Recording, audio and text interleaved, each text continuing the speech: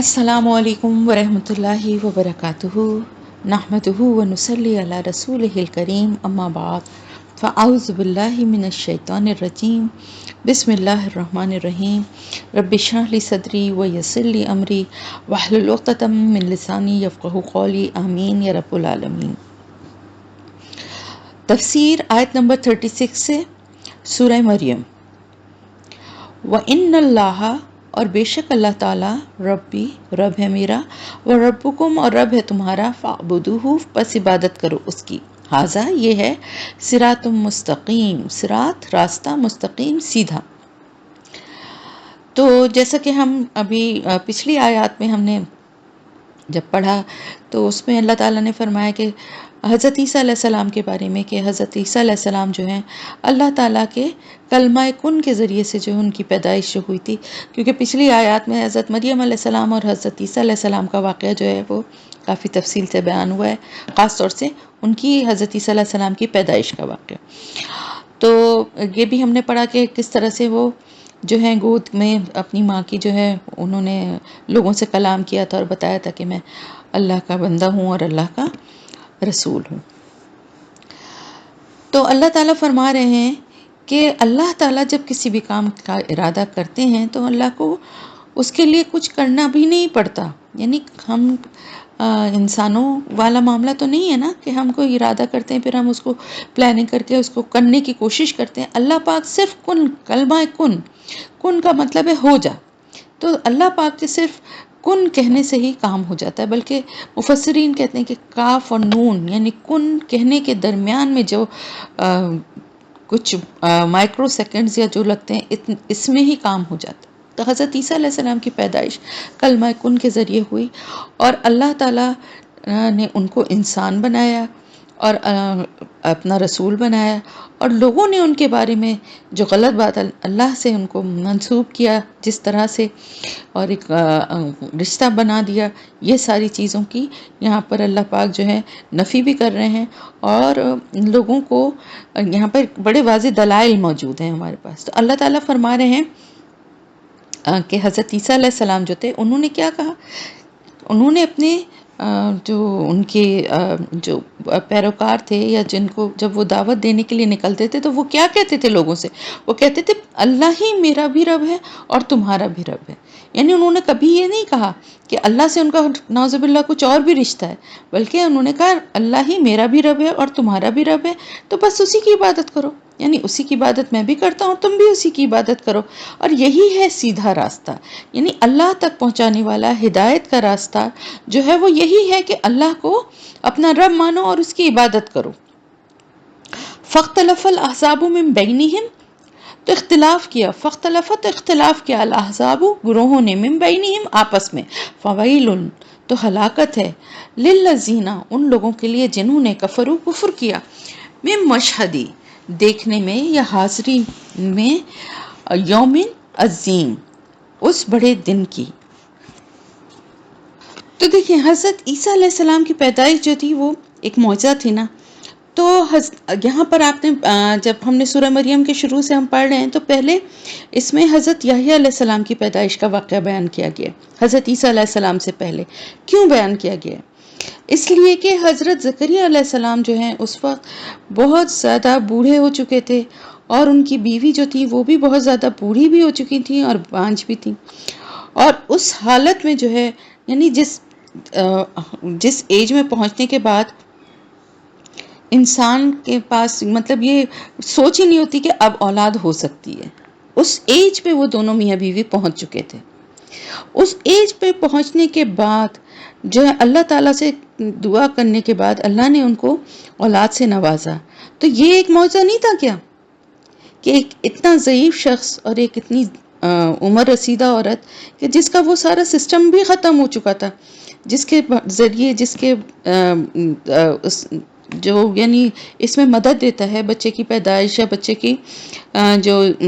حمل ٹھہرنے میں، یا یہ ساری جو چیزیں ہوتی ہیں یہ ایک سرٹن ایج میں ہوتی ہیں نا، ایک پیریڈز کا ہو رہے ہوتے ہیں، اور ایک اللہ کا بنایا ہوا ایک نظام ہے نوجوانی میں ایک خاص عمر تک، خاص طور سے عورت کے لیے اور مرد کے لیے بھی ایک عمر ہوتی ہے، بے شک عورت سے شاید زیادہ ہوتی ہو لیکن ایک عمر ہوتی ہے۔ اور اس کے بعد جب یہ سارا سسٹم ختم ہو جاتا ہے تو پھر اولاد کی ظاہر ہے کوئی امید بھی نہیں رہتی. تو ایسے لوگ ہیں جن کے پاس پہلے ہی اولاد کی امید نہیں تھی، یعنی پہلے ہی نہیں ہوئی تھی اولاد، اور اب اس عمر میں پہنچنے کے بعد جبکہ بظاہر دیکھا جائے تو کوئی دنیاوی لحاظ سے وہ جو تھے وہ اس قابل نہیں تھے کہ ان کے یہاں اولاد ہوتی، تو ان کے یہاں اولاد ہونا ایک اللہ کا بہت بڑا معجزہ ہی تھا نا. اسی طرح سے اللہ تعالیٰ فرما رہے ہیں کہ حضرت عیسیٰ علیہ السلام کی پیدائش بھی اللہ کا ایک بہت بڑا معجزہ ہے کہ بغیر باپ کے پیدا کیا اللہ نے، جیسے حضرت آدم علیہ السلام کو پیدا کیا بغیر ماں باپ کے پیدا کیا. تو اللہ کے یہ معجزات ہیں. اللہ کے کلمہ کن سے حضرت عیسیٰ علیہ السلام پیدا ہوئے. اللہ نے کہا کن تو ہو گئے. حضرت مریم علیہ السلام جو تھی وہ اسی طرح کنواری تھی اور ان کو کسی مرد نے نہیں چھوا تھا، لیکن یہ اللہ کا بنایا ہوا اللہ ایک جو نظام ہے، اللہ نے اسی کے اگینسٹ جا کے بھی اللہ نے دکھا دی اپنی قدرت کہ وہ جیسے چاہے وہ کر سکتا ہے. تو ایک معجزے کو دیکھنے کے بعد، یعنی حضرت یحییٰ علیہ السلام کی پیدائش کو دیکھنے کے بعد دوسرے معجزے پر انہوں نے کس طرح سے ان کو اللہ کا بیٹا قرار دے دیا. نعوذ باللہ، استغفر اللہ. یعنی ایک معجزے سے پیدا ہونے والے کو تو اللہ کا بندہ کہتے ہیں اور دوسرے معجزے سے پیدا ہونے والے کو اللہ کا نعوذ باللہ بیٹا بنا دیا. تو حضرت عیسیٰ علیہ السلام نے، یعنی عیسائیوں کو یہاں یہ بات بتائی جا رہی ہے کہ حضرت عیسیٰ علیہ السلام نے بھی وہی دعوت دی تھی جو کہ ان سے پہلے کے تمام انبیاء دیتے آئے تھے، اور انہوں نے اس کے سوا کچھ نہیں سکھایا تھا کہ صرف ایک اللہ ہے، اسی کی عبادت کی جائے. تو اپنے کو بھی انہوں نے کہا کہ میں بھی اللہ کا بندہ ہوں. تو تم نے اللہ کے بندے کے بجائے اللہ بنا لیا اور انہیں عبادت میں اللہ کے ساتھ شریک کر لیا. تو یہ تو تمہاری اپنی گڑھی ہوئی باتیں ہیں نا، یہ تمہارے پیغمبر کی یہ تعلیم ہرگز نہیں تھی. تو پھر اس کے ساتھ ساتھ اللہ تعالیٰ فرما رہے ہیں کہ اختلاف کیا گروہوں نے آپس میں. تو وہ گروہ کون سے تھے؟ یہاں پر دو گروہوں کی بات ہے. تو یہاں مفسرین کی رائے میں کئی اس کی وہ ہیں. پہلی تو یہ کہ دو گروہوں سے مراد ہیں یہود و نصارہ. یعنی ایک نے یہود جو تھے انہوں نے نعوذ باللہ استغفر اللہ ان کو ولد زنا، یعنی نعوذ باللہ استغفر اللہ کہ حضرت مریم علیہ السلام پہ انہوں نے بہتان لگایا کہ ان کے کسی مرد سے تعلقات ہے جس کے نتیجے میں، ناجائز تعلقات کے نتیجے میں حضرت عیسیٰ علیہ السلام کی پیدائش ہوئی ہے، اور اسی لیے جو ہے وہ باپ کا نام نہیں بتا سکیں اور وہ ویرانے میں چلی گئیں. اور انہوں نے ایک اتنا بڑا بہتان نہ صرف یہ کہ حضرت عیسیٰ علیہ السلام پر بلکہ ان کی والدہ پہ بھی لگایا. دوسرا گروہ کون سا ہے؟ وہ عیسائیوں کا ہے. انہوں نے کیا کیا؟ انہوں نے تو ایک انتہائی گھٹیا اور بری اور گندی بات کہہ کے یہ بات کہی. وہ دوسری طرف حد سے بڑھ گئے اور انہوں نے بھی ایک انتہائی بری بات کہی. انہوں نے حضرت عیسیٰ علیہ السلام کو اللہ کا بیٹا بنا لیا. نعوذ باللہ استغفر اللہ. اچھا، دو گروہ سے مراد یہ دو بھی ہیں، یعنی یہود و نصارہ، اور دوسری مراد ہے عیسائیوں کے گروہ. آپ کو معلوم ہے کہ عیسائیوں میں کئی گروہ ہیں اور ہر گروہ جو ہے اس کا نظریہ بھی ڈیفرنٹ ہے. سب جو ہیں وہ حضرت عیسیٰ علیہ السلام کو اللہ کا بیٹا نہیں مانتے. کچھ ایک گروہ ہے جو حضرت عیسیٰ علیہ السلام کو اللہ کا بیٹا مانتا ہے، اور ایک گروہ ہے جو ان کو بھی اللہ ہی مانتا ہے، یعنی اللہ خود زمین پر آ گیا تھا. اور ایک گروہ ایسا بھی ہے جو ان کو اللہ کا بندہ اور رسول مانتے ہیں. سب عیسائی ایک جیسے نہیں ہیں، گو کہ وہ بہت کم تعداد میں ہیں اب موجودہ دور میں. پہلے اکثریت انہی کی تھی جو حضرت عیسیٰ علیہ السلام کو اللہ کا بندہ اور رسول مانتے تھے. لیکن بعد میں جو ہے ان لوگوں کے جو مختلف قوموں کے اور مختلف اس کے نظریات کو انہوں نے اڈاپٹ کیا، اور وہاں سے انہوں نے جو ہے وہ ٹرینٹی اور جو تثلیث کا جو نظریہ تھا، یعنی تین کی،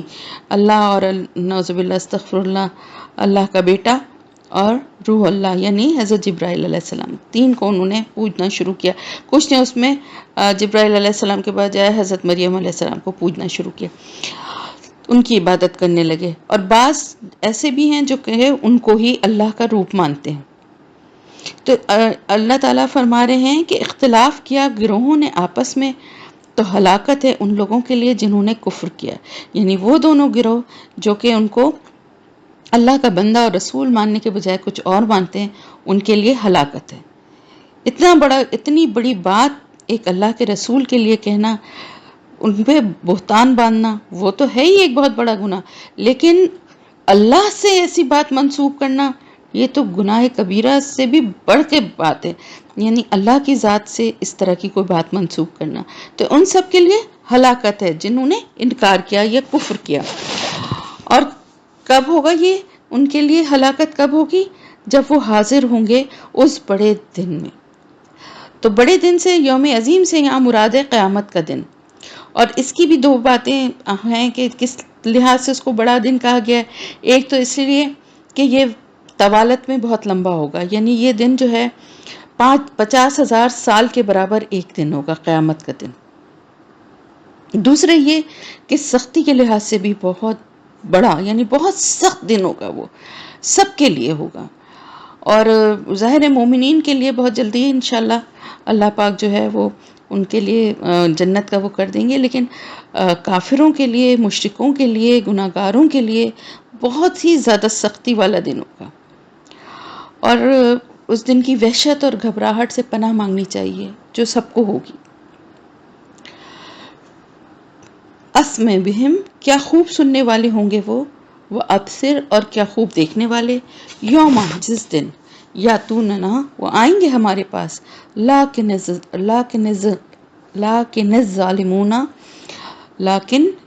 الظالمون، ظالم لوگ، الیوم، آج، فی الضلال مبین، آج گمراہی میں ہے کھلی ہوئی۔ یعنی قیامت کے دن کے بارے میں اللہ تعالیٰ فرما رہے ہیں کہ اس دن کیا خوب سننے والے ہوں گے اور کیا خوب دیکھنے والے ہوں گے۔ یعنی اس دن ساری حقیقت اور ساری سچائی تو سب کے سامنے آ جائے گی، اور سب کچھ نظر آنے لگے گا، سب کچھ سنائی دینے لگے گا۔ وہ باتیں جو پیغمبر دنیا میں بار بار کہتے رہتے تھے اور جو دعوت دیتے رہتے تھے اور ان کو انسنی کر دیتے تھے اور سننے کے بعد ڈھٹائی دکھاتے تھے، وہ سب کچھ سنائی دینے لگیں گی، سمجھ میں آنے لگیں گی، اور سب کچھ نظر آنے لگے گا۔ وہ سب کچھ جس سے پیغمبر ڈرایا کرتے تھے، جس کے خوف دلاتے تھے اور بتاتے تھے کہ ایسی سزا اور ایسا عذاب تم لوگوں کو منتظر ہوگا اگر تم ایمان نہیں لاؤ گے، اگر اللہ کے بتائے ہوئے راستے پہ نہیں چلو گے، تو تمہارے لیے کتنی بڑی سزائیں اور کتنی بڑی تکلیفیں ہیں، وہ سب نظر آنے لگیں گی۔ اللہ تعالیٰ فرمائے جس دن وہ آئیں گے ہمارے پاس، تو اس دن سب کچھ سمجھ میں آنے لگے گا، سنائی بھی دینے لگے گا سب کچھ، کیونکہ سب کچھ سامنے آ جائے گا نا۔ جہنم پہ نظر آ جائے گی، لپکے نکل رہے ہوں گے اس کی چنگھاڑنے کی، اور اس کی جو آوازیں ہوں گی نا، جو اس کے شعلوں کی اور اس کی جہنم کی، جو وہ ایک دہشت ناک ایک منظر ہوگا آگ کی لپٹوں سے، اور جو اس کی پھنکاریں ہوں گی، وہ ایک ایسا بھیانک منظر اور بھیانک آوازیں ہوں گی، اور وہ سب کچھ آنکھوں کے سامنے نظر آ رہی ہوں گی، سنائی دے رہی ہوں گی، اور اب ان کو سب کچھ سمجھ میں آئے گا۔ لیکن آج کیا ہے کہ وہ گمراہی میں پڑے ہوئے ہیں، کھلی ہوئی گمراہی میں پڑے ہوئے ہیں۔ کتنا پیغمبر ان کو حق کی طرف بلاتے ہیں، ہدایت کی طرف بلاتے ہیں، کتنی ان کو باز رکھنے کی کوشش کرتے ہیں، لیکن ان کے اوپر کوئی اثر نہیں، کوئی اثر نہیں ہے، اور وہ ہر چیز کو جھٹلاتے ہیں، اپنے پیغمبروں کو جھٹلاتے ہیں، اللہ کو جھٹلاتے ہیں، اور نیکی کی ان کو جب طرف ان کو بلایا جاتا ہے تو کہتے ہیں کہ تم کون ہوتے ہو کہنے والے؟ کیا ہم اپنے باپ دادا کے طریقے کو چھوڑ دیں، ان کے دین کو چھوڑ دیں؟ اور تم زیادہ نصیحت کرتے تو پیغمبروں کی جانوں کے دشمن بن جاتے تھے۔ بالکل ٹوٹل گمراہی میں پڑے ہوئے لوگ، جن کی سمجھ میں آج کچھ نہیں آ رہا، اس دن سب کچھ دیکھیں گے اپنی آنکھوں سے اور سب کچھ سن رہے ہوں گے۔ وانذرہم، اور خبردار کریں ان کو، یوم الحسرتی، حسرت کے دن سے، اذ قضی الامر، جب فیصلہ کیا جائے گا اس معاملے کا، وہم فی غفلۃ، اور وہ غفلت میں ہیں، وہم لا یؤمنون، اور وہ نہیں ایمان لاتے۔ تو ان کو خبردار کریں، آپ صلی اللہ علیہ وسلم سے اللہ تعالیٰ فرما رہے ہیں کہ ان کو خبردار کریں، انہیں ڈرائیں اس دن سے، یوم الحسرہ، حسرت کے دن سے۔ قیامت کا دن حسرت کا دن ہوگا۔ کافروں کے لیے تو ہو گئی، مشرکین کے لیے تو ہو گئی، گناہ گاروں کے لیے تو ہو گئی، مومنین کے لیے بھی حسرت کا دن ہوگا۔ کیوں ہوگا مومنین کے لیے حسرت کا دن؟ کافروں کے لیے تو اس لیے حسرت کا دن ہوگا کہ وہ حسرت کریں گے کہ کاش ہم ایمان لے آتے. مشرکین حسرت کریں گے کاش ہم اللہ کے ساتھ کسی کو شریک نہ کرتے. گناہگار حسرت کریں گے کہ کاش ہم نے رسولوں کی بات سن لی ہوتی، یا جو دین کی بات ہمیں بتاتے تھے لوگ، کوئی اچھی بات بتاتے تھے ہم ان کی بات مان لیتے، ان گناہوں سے باز آ جاتے، جس راستے پہ چل رہے تھے ڈٹائی اور سرکشی نہ دکھاتے کہ ہمیں تو کچھ آگے ہونے والا نہیں ہے، اور قیامت کے دن کی دیکھی جائے گی، پتہ نہیں ہوتا بھی ہے کہ نہیں ہوتا. یہ سب ہم سمجھتے تھے، یہ ساری سوچیں رکھتے تھے. ہائے کاش کاش ہم اس وقت قدر کر لیتے، ہم یہ سمجھ لیتے کہ یہ ہمارے خیر خواہ ہیں، یہ رسول جو ہیں یہ ہمارے خیر خواہ ہیں، یہ جو دین کی طرف بلانے والے لوگ ہیں یہ ہمارے خیر خواہ ہیں، یہ ہمارے بھلائی چاہتے ہیں اور ہمیں نصیحت کر رہے ہیں. تو کاش ہم نے ان کی بات سن لی ہوتی. اور مومنین کیوں حسرت کریں گے؟ مومن اس لیے حسرت کریں گے جب وہ دیکھیں گے مومنین انشاءاللہ تعالی مومنین کا جب حساب کتاب ہوگا اور ان کو جنت میں جو جگہ ملے گی، تو وہ حسرت کریں گے اس ایک ایک لمحے پہ، گھنٹوں پہ نہیں، دنوں پہ نہیں، ایک ایک لمحے پہ حسرت کریں گے جو انہوں نے کسی اچھے کام کے بغیر گزارا، کسی عبادت اور ذکر کے بغیر گزارا، کسی اللہ کے یاد کے بغیر گزارا. اس پہ حسرت کریں گے کہ کاش وہ وقت بھی ہم نے ضائع نہ کیا ہوتا، کاش وہ وقت بھی ہم نے اللہ کو یاد کرنے میں لگا دیا ہوتا، کوئی نیکی کا کام کرنے میں لگا دیا ہوتا، کوئی ہم نے عبادت میں لگا دیا ہوتا، اللہ کے راستے پہ چلنے والے لوگوں کی مدد میں لگا دیا ہوتا. تو آج ہمارے درجے شاید اور آگے اور بلند ہوتے یقیناً، اور ہمیں کچھ اور اللہ کی طرف سے مراعات ملتی، اور ہمارا جو ہے جنت میں اور اچھا استقبال ہوتا ہے نا. کہ آپ دیکھیں کسی بڑی کوئی گیدرنگ ہوتی ہے، عام طور سے شادیوں وغیرہ میں تو نہیں، لیکن اگر آپ لوگوں میں سے کسی کو اتفاق ہوا آفیشیل کوئی گیدرنگز ہوتی ہیں بڑی بڑی کمپنیز میں جیسے ہوتی ہیں، تو وہاں پر آپ دیکھیں کہ جو وی آئی پیز ہوتے ہیں، جو بڑے جو مینیجرز ہیں، جنرل مینیجرز ہیں، سی ای اوز ہیں، ان کا ایک الگ طرح سے ان کا استقبال ہو رہا ہوتا ہے. اور پھر اس کے بعد جو ان کے سٹاف ہوتا ہے، پھر آہستہ آہستہ عام لوگ ہوتے ہیں. اچھا سب کے ساتھ ہی ہو رہا تھا، لیکن ان کی الگ سیٹنگ ارینجمنٹ بھی الگ ہوتا ہے، ان کی ٹیبلز بھی الگ لگی ہوتی ہیں. کچھ لوگ اسٹیج پر بیٹھے ہوتے ہیں، کچھ لوگوں کو فرنٹ سیٹس ملی ہوئی ہوتی ہیں. تو اس سے پتہ چل رہا ہوتا ہے، کچھ لوگ لیٹ بھی آتے ہیں تو ان کی سیٹس پر ان کا نام لکھا ہوا ہوتا ہے اور وہ جگہیں مخصوص ہوتی ہیں.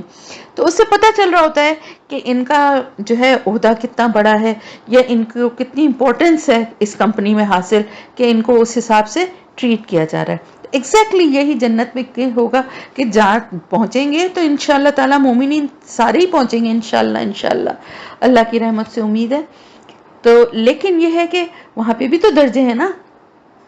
تو جب وی آئی پیز کو دیکھیں گے تو کہیں گے ہائے کاش ہم بھی اتنی محنت کر لیتے. 4 دن کی تو زندگی تھی، وہاں جا کے تو یہی لگے گا نا، ہائے کیا تھی، اتنی سی تو زندگی تھی، اس کو اللہ کے لیے ہم نے کیوں نہیں وقف کر دیا؟ کیوں ہم پڑے رہے فیس بک پہ؟ کیوں ہم ہر وقت اپنا دیکھتے رہے بار بار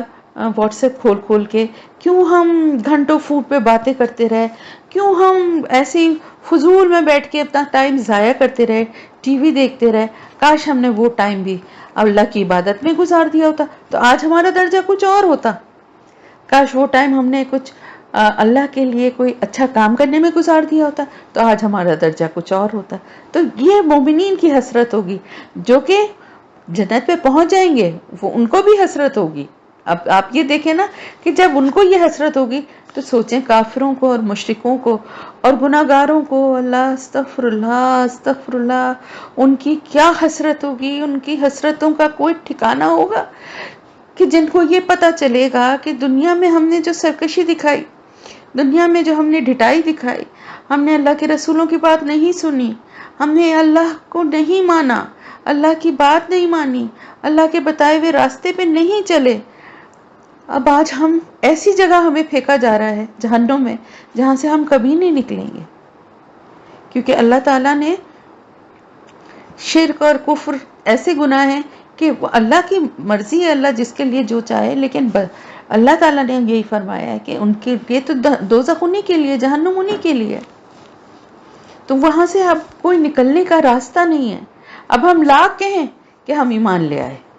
اب ہم لاکھ کہیں کہ اب ہم اللہ تعالیٰ تیرے بتائے ہوئے راستے پہ چلیں گے، جو رسول پہ لے کر آئے تھے ہمارے پاس تیری دعوت، ہم اس کو قبول کریں گے، ہم رسولوں کی بات مانیں گے. اب چاہے جو کچھ بھی وہ کہہ لیں، ان کو پتا ہے کہ ہماری کسی بات سے اب ہمیں کوئی فائدہ ہونے والا نہیں ہے.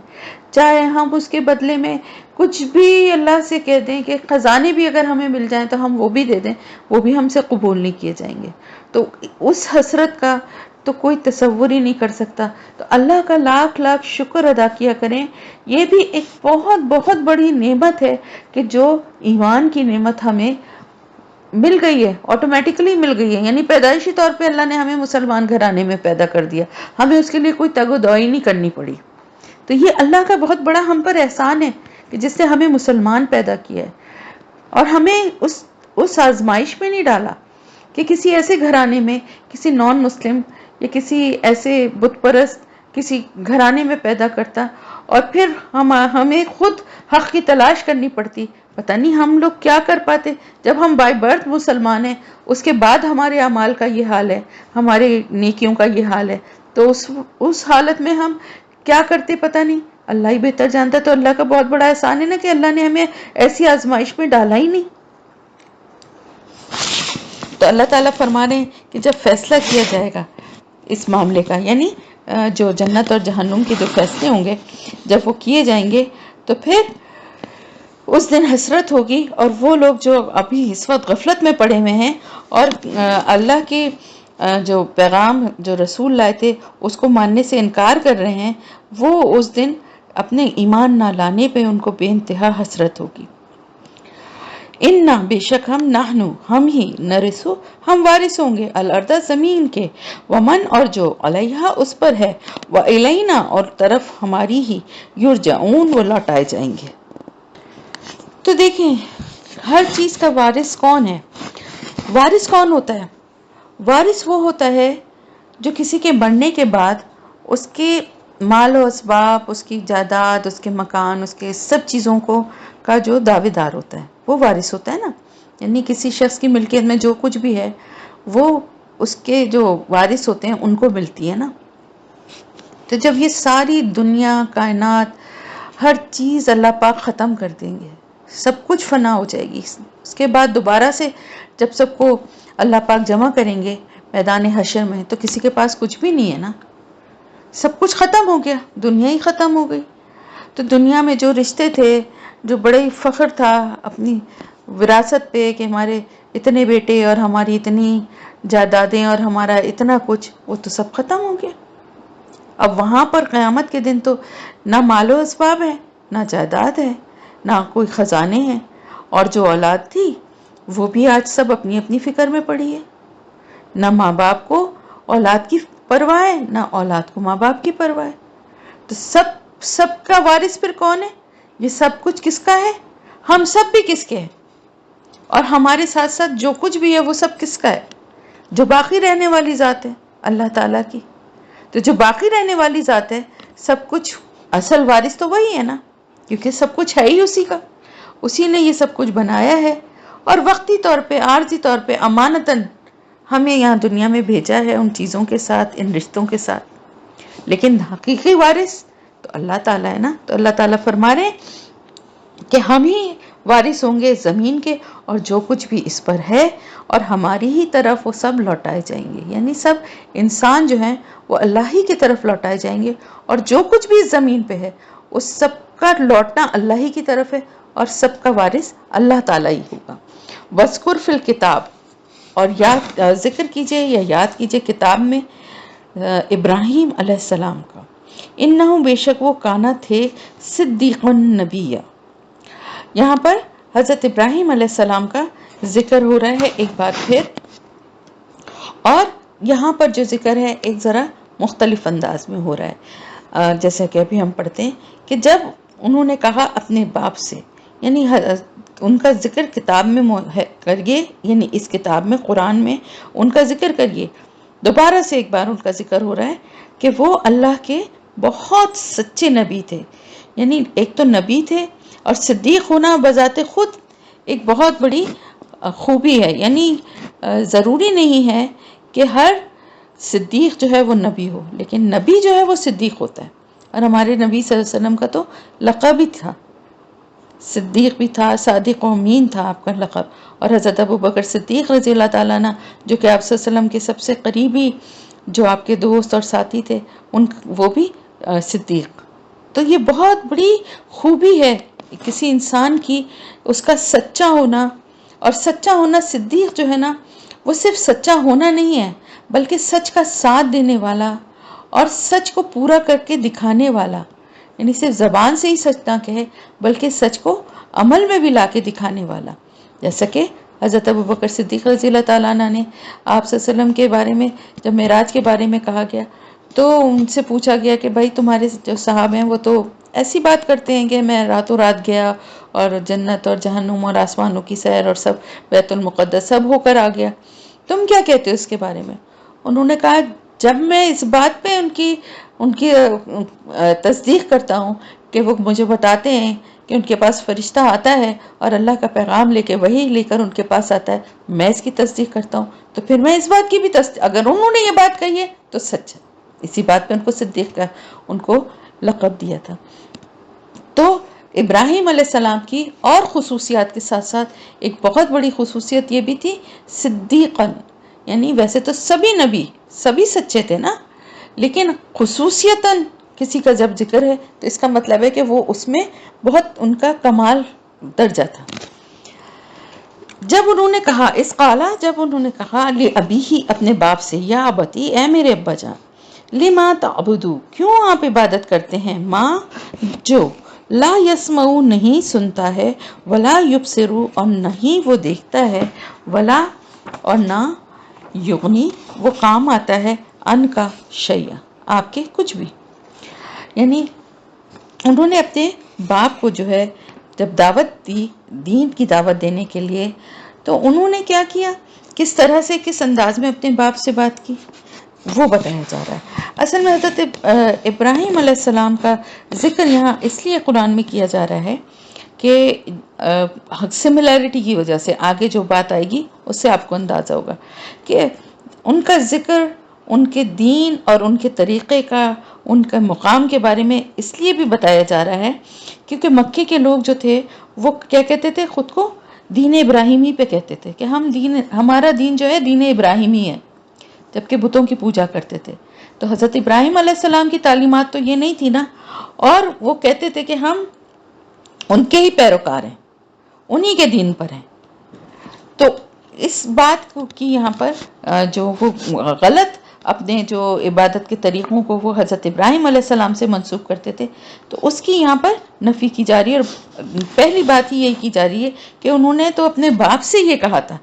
یعنی وہ کس طرح سے اس بات کی تعلیم دے سکتے تھے کہ بتوں کی عبادت کی جائے، جبکہ اپنے باپ سے انہوں نے یہ کہا تھا کہ آپ کیوں عبادت کرتے ہیں اس کی جو نہ سنتا ہے، نہ دیکھتا ہے، اور نہ ہی آپ کے کچھ کام آتا ہے. یعنی بت جو ہیں وہ آپ کے کیا کام آ سکتے ہیں، اور نہ تو وہ کچھ دیکھ سکتے ہیں، نہ کچھ سن سکتے ہیں، نہ بول سکتے ہیں. یہاں پر ایک بات خاص طور سے اور بھی نوٹ کرنے والی ہے کہ انہوں نے اپنے باپ کو جو کہ بت پرستی کرتے تھے ان کو کتنے پیار سے، ادب سے، احترام سے مخاطب کر کے کہا کہ اے میرے ابا جان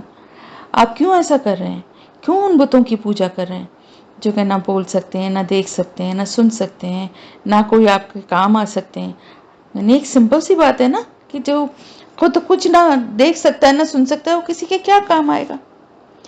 تو یہاں پر ایک بات اور بھی قرآن میں سکھائی جا رہی ہے کہ اگر دین کی دعوت کسی بڑے کو دینی ہے، کسی بزرگ کو دینی ہے، تو اس کے لیے انداز کیا ہونا چاہیے.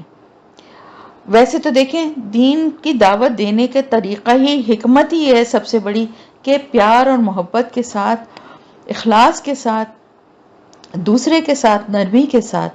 ایسے موقع پہ جب کہ وہ آپ کی بات سننے کے لیے تیار ہو، اس کو ایسے انداز سے اس کو بات سمجھائی جائے کہ اس کے دل کو لگے.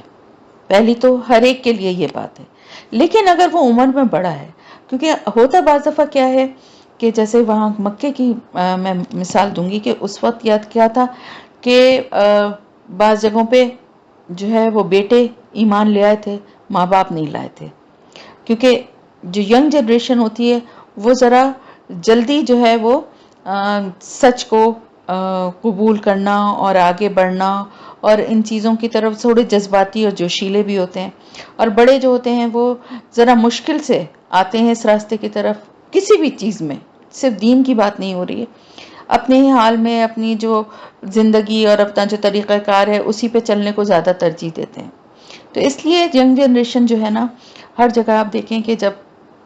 رسولوں نے دعوت دی تو ینگ جنریشن میں سے ہی زیادہ تر لوگوں نے اس کو پہلے ایکسپٹ کیا۔ تو اسی طرح سے جب گھروں میں ایسا ماحول ہو کہ اولادیں ایمان لے آئی ہیں اور ماں باپ نہیں لائے، تو پھر اولادوں کے لیے بھی مشکل ہے۔ اور میں نے آپ کو بتایا تھا کہ بعض کیسز میں کیا تھا کہ ماں جو ہے وہ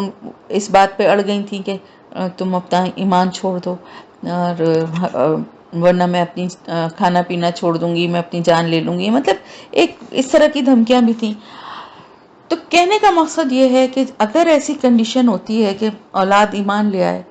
تو پھر اس کو اپنے ماں باپ کو اگر دین کی طرف لانا ہے تو اس کے لیے ان کو اعتراض ایسے ڈائریکٹ کر کے، اور ان کو اس طرح سے وہ پوائنٹ آؤٹ نہ کرے کہ وہ ہرٹ ہوں یا وہ یہ سمجھیں کہ دیکھو ایمان لانے کا تو یہ نتیجہ ہوا ہے کہ آج ہمارا بچہ ہم سے بدتمیزی کرنے لگا ہے، ٹھیک ہے۔ اسی طرح سے مسلمان گھرانوں میں بھی بہت جب ایسا ہوتا ہے، ماشاء اللہ سے بچے جو ہیں وہ بہت دین کا شعور رکھتے ہیں، بہت ساری چیزیں سیکھ جاتے ہیں، بہت ساری چیزیں ان کو نئی نئی پتہ چلتی ہیں، کچھ تعلیم کے ذریعے، کچھ ان کے نیٹ پہ اس مستقل وہ لوگ دیکھتے ہیں، سنتے ہیں، پڑھتے ہیں، تو کافی کچھ چیزیں جان جاتے ہیں جو ہو سکتا ہے کہ ماں باپ کو، یہ گھر کے جو بڑے ہیں ان کو نہ پتہ ہو، ان کو ان چیزوں کا اتنا آئیڈیا نہ ہو۔ بہت سے طریقے ہوتے ہیں، جیسے نماز کے کچھ طریقے یا کچھ نماز میں پڑھنے کی چیزیں جو ہوتی ہیں، یا بہت سی اس طرح کی چھوٹی موٹی بہت ساری باتیں ہوتی ہیں۔ ایک چھوٹی سی مثال ہے کہ روزہ کھولنے کی دعا ہمارے یہاں شروع سے روزہ رکھنے کی اور روزہ کھولنے کی جو دعا ہے، وہ دعا نہ مسنون ہے اور نہ وہ صحیح ہے، ٹھیک ہے۔ جو مسنون دعا ہے وہ پڑھی نہیں جاتی، جو کھولنے کی دعا ہے وہ مستون نہیں ہے، لیکن بہرحال اس کے ورڈنگ صحیح ہیں، وہ پڑھی جا سکتی ہیں۔ لیکن جو رکھنے کی دعا ہے، رکھنے کی کوئی دعا ہے ہی نہیں، رکھنے کی صرف نیت کی جاتی ہے دل سے، اور جو اس وقت جو نیت کے لیے جو دعا پڑھتے ہیں اس کا مطلب ہوتا ہے کہ میں کل کے روزے کی نیت کر رہی ہوں، تو وہ ویسے ہی دوسرے دن کے روزے کی نیت ہوتی ہے، تو روزے کی نیت صرف دل سے کی جاتی ہے۔ لیکن اب کیا ہے، ایک ٹرینڈ چلا آ رہا ہے، یہی دعائیں ہم اپنے بڑوں سے سنتے آئے، وہ پڑھتے تھے، انہوں نے ہمیں بھی یاد کروائیں، اور جب تک ہمیں نہیں پتا تھا ہم نے اپنے بچوں کو بھی یاد کروائیں، ایسا ہی ہوتا ہے۔ لیکن ضرورت کس بات کی ہوتی ہے کہ جیسے ہی پتہ چل جاتا ہے اپنی غلطی کا، تو انسان پہلے اپنی اصلاح کرتا ہے، پھر کیا کوشش کرتا ہے، پھر کوشش کرتا ہے اپنے اولاد کو، اپنے ماں باپ کو، اپنے بہن بھائیوں کو، پھر اپنے دوستوں کو، یعنی آگے بڑھتا جاتا ہے نا، چاہتا ہے کہ سب کو یہ بات پتہ چل جائے۔ تو وہ بات بتانے کا طریقہ جو ہے نا، وہ ایسا نہیں ہونا چاہیے کہ جس سے دوسرے کو یہ لگے کہ ہم کیا کافر ہیں، ہمیں کیا نہیں پتا تھا۔ بعض لوگ اس طرح سے ایک دم کہتے ہیں، ٹوک دیتے ہیں، یا اس طرح سے کہتے ہیں کہ یہ آپ غلط پڑھ رہے ہیں، یہ تھوڑی پڑھنا چاہیے۔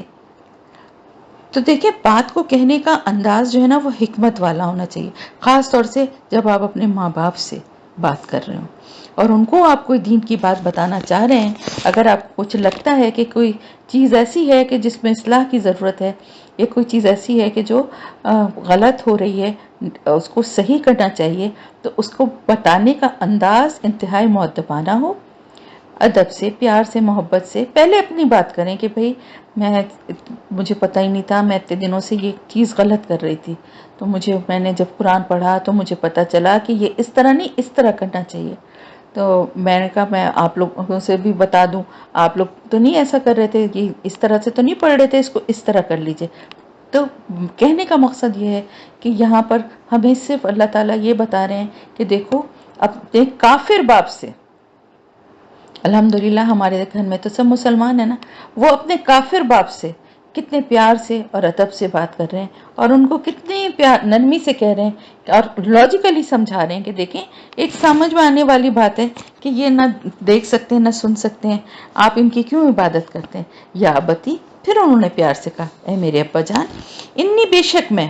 اور بلا شبہ جاءنی آیا ہے میرے پاس، من العلم علم میں سے، معلم جو نہیں یاتی کا آیا آپ کے پاس، فتبعنی بس پیروی کیجئے میری، آہد کی میں رہنمائی کروں گا آپ کی، سراتن راستے کی، سوین سیدھے۔ پھر بہت پیار سے انہوں نے پھر سمجھایا کہ اے میرے ابا جان، بلا شبہ میرے پاس یعنی مجھے اللہ تعالیٰ کی طرف سے ایسا علم ملا ہے جو آپ کے پاس ابھی نہیں آیا ہے، یعنی اللہ کا رسول ہونے کی وجہ سے اللہ کا جو میسج ہے وہ مجھ تک آیا ہے اور آپ تک نہیں پہنچا ہے۔ میری ذمہ داری ہے کہ میں آپ تک اور دوسرے لوگوں تک پہنچاؤں اس کو۔ تو اب آپ میری پیروی کریے، جس طرح سے میں عبادت اللہ کی کرتا ہوں ویسے ہی آپ بھی کیجئے، اور جس طرح سے میں اللہ کے راستے میں جو کام کر رہا ہوں اسی طرح سے آپ بھی کیجئے، تو میں آپ کو سیدھے راستے کی طرف آپ کی رہنمائی کروں گا۔ تو انہوں نے بہت پیارے انداز میں اپنے باپ کو یہ سمجھایا کہ میں اللہ کا رسول ہوں، اس لیے اللہ کی طرف سے جو علم میرے پاس آیا ہے یا اللہ کا جو پیغام میرے پاس آیا ہے وہ آپ تک پہنچانا اور باقی لوگوں تک پہنچانا میری ذمہ داری ہے۔ تو اب آپ کے پاس ایک ایک کے پاس فردن ڈائریکٹلی تو اللہ کی طرف سے نہیں آئے گا، تو اللہ کے رسول کی یعنی میری اب یہ ذمہ داری ہے کہ میں آپ کی رہنمائی کروں، تو آپ میری پیروی کیجئے، تو میں آپ کو سیدھے راستے کی طرف میں آپ کو آپ کی رہنمائی کروں گا۔ یا ابتی، اے میرے ابا جان، لا تعبد الشیطان، نہ عبادت کیجئے شیطان کی، ان شیطانہ بے شک شیطان کانا ہے للرحمانی عصیا، رحمان کے لیے نافرمان۔ اب ان کے والد جو تھے وہ شیطان کی تو نہیں عبادت کرتے تھے نا، ان کے والد جو تھے وہ بتوں کی پوجا کرتے تھے، شیطان کی تو عبادت نہیں کرتے تھے نا، لیکن بتوں کی پوجا در حقیقت کیا ہے؟ شیطان کی پوجا ہے۔ تو بتوں کی پوجا کرنا دراصل شیطان کی اطاعت ہے، کیونکہ یہ کام شیطان کا سکھایا ہوا ہے نا۔ تو اسی لیے انہوں نے کہا کہ آپ بظاہر تو جو آپ بتوں کی جو پوجا کر رہے ہیں لیکن اطاعت تو یہ شیطان کی ہی ہے نا، اس لیے آپ کی عبادت جو ہے وہ بھی شیطان کی ہی عبادت ہے۔ تو اس سے کیا پتہ چلتا ہے ہمیں؟ یہ بھی پتہ چلتا ہے کہ عبادت صرف پوجا اور پرستش کرنے کا ہی نام نہیں ہے بلکہ اطاعت کا نام بھی ہے۔ تو اسی طرح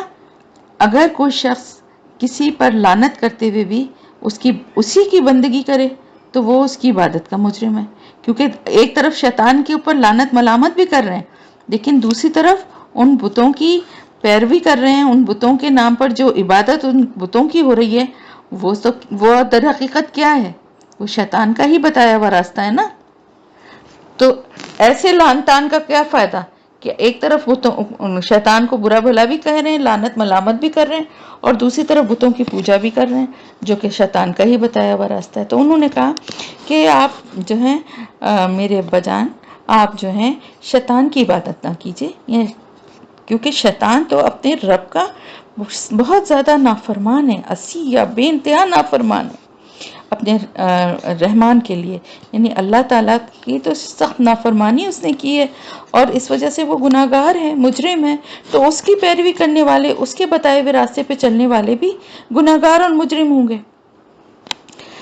یا ابتی، اے میرے ابا جان، انی اخافو، بے شک میں ڈرتا ہوں، ان یمسکا، کہ چھو لے گا آپ کو، مس کر لے گا، چھو لے گا، عذابن، ایک عذاب، من الرحمانی، رحمان کی طرف سے، فتکونا، پھر آپ ہو جائیں گے، للشیطانی، شیطان کے لیے، ولیہ، دوست یا ساتھی یا مددگار۔ تو انہوں نے کیا کہا آگے؟ انہوں نے کہا کہ شیطان جو ہے کیونکہ اپنے رب کا نافرمان ہے، رحمان کا نافرمان ہے، اور اس کے بتائے ہوئے راستے پہ اگر آپ چلیں گے اور بتوں کی یہ جو پوجا اور عبادت اور پیروی آپ کر رہے ہیں، اگر اس سے آپ باز نہیں آئیں گے تو میں ڈرتا ہوں کہ کہیں ایسا نہ ہو کہ رحمان کی طرف سے کوئی عذاب آپ کو پکڑ لے اور آپ بھی شیطان کے لیے، شیطان کے مددگار اور اس کے ساتھی بن جائیں، یعنی آپ کے ساتھ بھی وہی معاملہ ہو جو کہ شیطان کے ساتھ ہونا ہے۔ جو شیطان کا ساتھ دینے والے ہیں، اس کے دوست اور ساتھی بنیں گے تو ان کا وہی انجام ہوگا نا جو شیطان کا ہوگا، کیونکہ گروہ اسی طرح سے جائیں گے نا کہ جس کے پیچھے ہیں، جو اپنے پیغمبروں کے پیچھے ہیں، وہ اپنے پیغمبروں کے ساتھ جنت میں جائیں گے، جنہوں نے اپنے پیغمبروں کی بات مانی اور ان کے جو وہ اللہ کی دعوت وہ دے رہے تھے اس کو انہوں نے ایکسیپٹ کیا، تو وہ اپنے پیغمبروں کے ساتھ جائیں گے. جس طرح سے فرعون کا لشکر کے بارے میں ہے نا کہ فرعون جو ہے وہ آگے آگے ہوگا اور اس کا لشکر اس کے پیچھے پیچھے، اسی طرح شیطان کے ساتھ ہی جتنے بھی ہیں شیطان کے ساتھ دینے والے، شیطان کی وہی انجام ان کا بھی ہوگا جو شیطان کا ہوگا. تو انہوں نے کہا مجھے خوف آتا ہے، مجھے ڈر لگتا ہے کہ آپ کا ایسا نہ ہو کہ آپ اسی راستے پہ چلتے رہیں اور آپ جو ہے اللہ رحمان کی طرف سے آپ کا کوئی عذاب جو ہے وہ آپ تک پہنچ جائے. قالا اراغبن، کہا کیا پھرنے والا ہے، انتا تو ان آلہتی میرے الہوں سے، یا ابراہیم اے ابراہیم، لین البتہ اگر، لم نہ تنتہی تو باز آیا، لارجمنکا البتہ میں ضرور سنسار کر دوں گا تجھے، وحجرنی اور چھوڑ دے مجھے، ملیہ لمبی مدت تک. اب آپ دیکھیں حضرت ابراہیم علیہ السلام نے کتنی عزت اور محبت سے اپنے باپ سے بات کی اور ان کو کس طرح سے دین کی طرف بلانے کی کوشش کی، اور اس کے جواب میں ان کے باپ کا رویہ کیا تھا، کتنے سخت الفاظ میں اور کتنی ایک جھڑکنے والا اور سنگلی والا ان کا انداز تھا کہ جس سے ان کے والد نے ان سے بات کی. انہوں نے کہا کہ تم میرے الہوں سے مجھے پھیرنے والا ہے، یعنی جن کی میں پوجا کرتا ہوں، جن کو میں الہ سمجھتا ہوں اپنا، ان سے تو مجھے پھیرنے کے لیے ہے. اگر یہی تیری باتیں رہیں اور تو باز نہ آیا تو میں تجھے ضرور سنسار کر دوں گا. یعنی میرے معبود تو میرے لیے اتنی اہمیت رکھتے ہیں، یہ بت جو ہیں یہ تو میرے لیے اتنی اہمیت رکھتے ہیں کہ اگر تو نے یہ بات کہی اور تو نے مجھے اس راستے سے روکنے کی کوشش کی، تو یہ چاہتا ہے میں پھر جاؤں ان کی بات سے، اگر تو نے ایسی کوشش کی تو میں تجھے سنسار کر دوں گا پتھروں سے، یعنی مار مار کے تجھے سنسار کر دوں گا، اور اب تو چلا جا یہاں سے، چھوڑ دے مجھے لمبی مدت تک، یعنی میں تو اب تیری شکل بھی نہیں دیکھنا چاہتا، یہاں سے چلا جا، بہت عرصے تک مجھے اپنی شکل نہیں دکھانا. یعنی اتنی تو نے بری بات کہی ہے اور اتنی مجھے غصہ ہے تیری بات پر کہ میرا تو تیری شکل دیکھنے کو بھی دل نہیں چاہتا، تو یہاں سے چلا جا، بہت عرصے تک کے لیے چلا جا. قالا، تو کہا، سلام ہو علیکہ آپ پر، ساستغفر، ان قریب بخشش مانگوں گا میں، لکا آپ کے لیے، ربی اپنے رب سے، انہو بے شک وہ، کانا ہے، بھی میرے ساتھ، حفیہ بڑا مہربان. اس کے جواب میں حضرت ابراہیم علیہ السلام نے کیا کہا؟ حضرت ابراہیم علیہ السلام نے پھر بھی اپنے باپ کی عزت کی اور ان کے ساتھ نرمی سے اور محبت سے ہی بات کی. انہوں نے کہا ٹھیک ہے، سلامتی ہو آپ پر، سلام کیا ان کو. یعنی جب انہوں نے کہا کہ یہاں سے چلا جا اور مجھے اپنی شکل نہ دکھانا بہت عرصے کے لیے، یہاں سے چلا جا، تو انہوں نے کہا ٹھیک ہے، آپ کے اوپر سلامتی ہو، جا رہا ہوں میں یہاں سے، اور میں آپ کے لیے، لیکن آپ کیونکہ میرے باپ ہیں، میں اللہ سے آپ کے لیے بخشش مانگتا رہوں گا، بے شک میرا رب مجھ پر بہت مہربان ہے، وہ یقیناً میری دعا کو سن لے گا. کیونکہ دیکھیں ان کو بھی پتا تھا کہ بخشش جو ہے وہ اسی وقت ملے گی کہ جب یہ ایمان لائیں گے. تو میرا رب مجھ پہ بہت مہربان ہے، تو میں اس سے دعا کرتا رہوں گا کہ آپ ایمان لے آئیں، اور آپ کی بخشش اسی صورت میں ممکن ہے، تو آپ کی بخشش کے لیے میں دعا کرتا رہوں گا.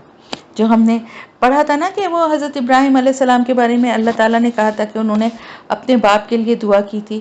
وہ اس وعدے کی وجہ سے کی تھی جو انہوں نے اپنے باپ سے وہاں سے نکلتے ہوئے کیا تھا. وہ یہ بات تھی کہ انہوں نے اپنے باپ سے یہ کہا تھا کہ میں آپ کے لیے بخشش کی دعا کرتا رہوں گا، اور جب تک وہ زندہ تھے وہ ان کے لیے، کیونکہ دیکھیں بخشش کی دعا جو ہے نا، مغفرت زندہ لوگوں کے لیے مانگی جا سکتی ہے، یعنی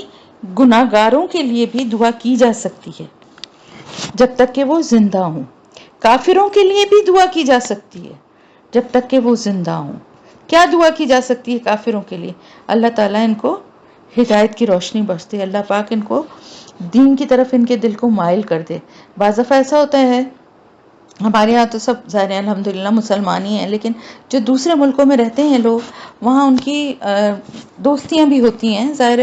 پڑھنے کے لیے گئے ہوں یا جاب کے لیے گئے ہوں، یا آپس میں محلے پڑوس میں نان مسلمز ہوتے ہیں، کرسچنز ہوں یا کچھ کوئی بھی ہندو ہوں، فرض کریں کسی کے وہاں نیبرز میں رہتے ہیں یا ساتھ میں پڑھ رہے ہیں تو دوستی ایک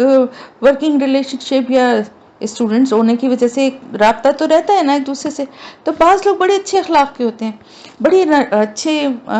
آپ کے ساتھ ان کا بیہیویئر ہوتا ہے, تو آپ کے بڑا دل خوش ہوتا ہے اور آپ کہتے ہیں اللہ کاش یہ مسلمان ہوتا. تو آپ بالکل اس کے لیے دعا کر سکتے ہیں, اور وقتاً فوقتاً کچھ اچھا سلوک اس کے ساتھ کریے, کوئی اچھی نصیحت اس کو کریے, کوئی اچھی بات اپنے مذہب کی اس کو سنانے کی کوشش کریے, اور اگر وہ جاننا چاہے دین کے بارے میں تو اس کی ہیلپ کریے, اور اللہ سے دعا کریے کہ اللہ اچھے اخلاق کا ہے, میرے ساتھ اچھا سلوک ہے, اور اللہ پاک اس کو, میں اس کے لیے دعا کرتی ہوں یا کرتا ہوں جو بھی, کہ اللہ اس کے دل کو دین کی طرف پھیر دے. تو یہ کرنا کوئی گناہ کی بات نہیں ہے, کی جا سکتی ہے, بالکل کی جا سکتی ہے. لیکن دیکھیں آپ صلی اللہ علیہ وسلم نے اپنے چچا سے کیا کہا تھا کہ آپ صرف کلمہ پڑھ لیں, آپ صرف کلمہ پڑھ لیں تو میں آپ کے اللہ سے آپ کی بخشش کے لیے دعا کروں. لیکن وہ نہیں پڑھ سکے, نہیں پڑھا انہوں نے. تو کہنے کا مطلب یہ کہ جب کوئی مر گیا نا تو پھر اب اس کی اگر وہ حالت کفر میں مر گیا, یعنی ایمان نہیں لایا اور اسی حالت میں وہ مر بھی گیا, تو پھر اب اس کی بخشش کی دعا نہیں کی جا سکتی, کیونکہ وہ مومن نہیں ہے نا, تو پھر اس کی بخشش کی دعا نہیں کی جا سکتی. لیکن جب تک وہ زندہ ہے اس کی ہدایت کے لیے, اس کی راہ راست پہ آنے کے لیے, دین کی طرف آنے کے لیے دعا کی جا سکتی ہے, اور بخشش اسی صورت میں ہوگی کہ وہ ایمان لیا ہے. تو وہ اسی لیے انہوں نے اپنے والد سے کیونکہ کہا تھا تو اس لیے وہ ان کے لیے کرتے تھے مغفرت کی دعا. لیکن جب انہیں پتہ چل گیا کہ ان کے والد کا انتقال بھی ہو گیا اور انہیں یہ بھی پتہ چل گیا کہ وہ نہیں ایمان لانے والے, تو پھر انہوں نے چھوڑ دی تھی. تو انہوں نے کہا میرا رب مجھ پہ بہت مہربان ہے, تو آپ کے لیے میں دعا کرتا رہوں گا. وَآتَزِلُکُمْ, اور میں چھوڑتا ہوں آپ کو, وما, اور جنہیں تدعونا, آپ پکارتے ہیں, من دون اللہ, اللہ کے سوا, وادعو, اور میں پکارتا ہوں, ربی, اپنے رب کو, عسا, امید ہے, اللہ کہ نہ, اکونا, میں ہوں گا, بدعائن, پکار کر, ربی, اپنے رب کو, شقیہ, نامراد یا محروم. تو انہوں نے کہا ٹھیک ہے میں جا رہا ہوں یہاں سے, اور میں آپ کے لیے دعا کرتا رہوں گا, اور میں آپ کو, اور جن کی آپ پوجا کر رہے ہیں, عبادت جن کی آپ کر رہے ہیں, جن کو آپ پکارتے ہیں اللہ کے سوا, یعنی اللہ کو چھوڑ کے آپ جن کو پکارتے ہیں, ان بتوں کو, ان کو بھی چھوڑنا ہوں اور آپ کو بھی چھوڑنا ہوں. میں یہاں, انہوں نے بھی ہجرت کی تھی نا, انہوں نے کہا میں چھوڑ کے یہاں سے جا رہا ہوں, اور میں تو صرف اپنے رب کو پکارتا ہوں, اور مجھے امید ہے کہ میں اس کو پکار کر کبھی بھی محروم نہیں رہوں گا. اور یہ حقیقت ہے, اپنے رب کو پکار کر کوئی بھی محروم نہیں رہتا. اللہ تعالیٰ سے ہی مانگتے ہیں, اور اللہ ہی دینے والا ہے نا, اس کے علاوہ ہے کون دینے والا. تو انہوں نے کہا میں تو اپنے رب کو پکار کر کبھی بھی محروم نہیں رہا, تو میں تو اپنے رب کو ہی پکاروں گا. آپ پکارتے رہیے جس کو آپ پکار رہے ہیں, میں آپ کو اور ان سب کو چھوڑ کے جا رہا ہوں یہاں سے. فلما, تو جب, اعتزلہم, اس نے چھوڑ دیا انہیں, وما, اور جو, یا جن کی, یا بدونا, وہ عبادت کرتے تھے, من دون اللہ, اللہ کے سوا, وہبنا, عطا کیے ہم نے, لہو, اس کے لیے, اسحاق و یعقوب, اسحاق علیہ السلام اور یعقوب علیہ السلام, وکلن, اور ہر ایک کو, جعلنا, بنایا ہم نے, نبی. یعنی اللہ تعالیٰ فرما رہے ہیں کہ جب وہ چھوڑ کے وہاں سے, یعنی حضرت ابراہیم علیہ السلام کا بھی یہاں ذکر جو ہے وہ اس وجہ سے بھی یہاں پر کیا جا رہا ہے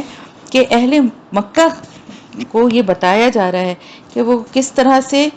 جو ہے حضرت ابراہیم علیہ السلام, جن کو کہ یہ کہتے تھے کہ ہم انہی کی اولاد ہیں, انہی کے پیروکار ہیں, اور انہی کے دین ابراہیمی پر ہی ہیں, ان کے حالات بتائے جا رہے ہیں کہ دیکھو وہ بت پرستی کے کتنے خلاف تھے, اور انہوں نے اپنے باپ سے یہ بات کی, بلکہ اپنی قوم سے یہ بات کی, اور جس کے نتیجے میں ان کو آگ میں بھی ڈالا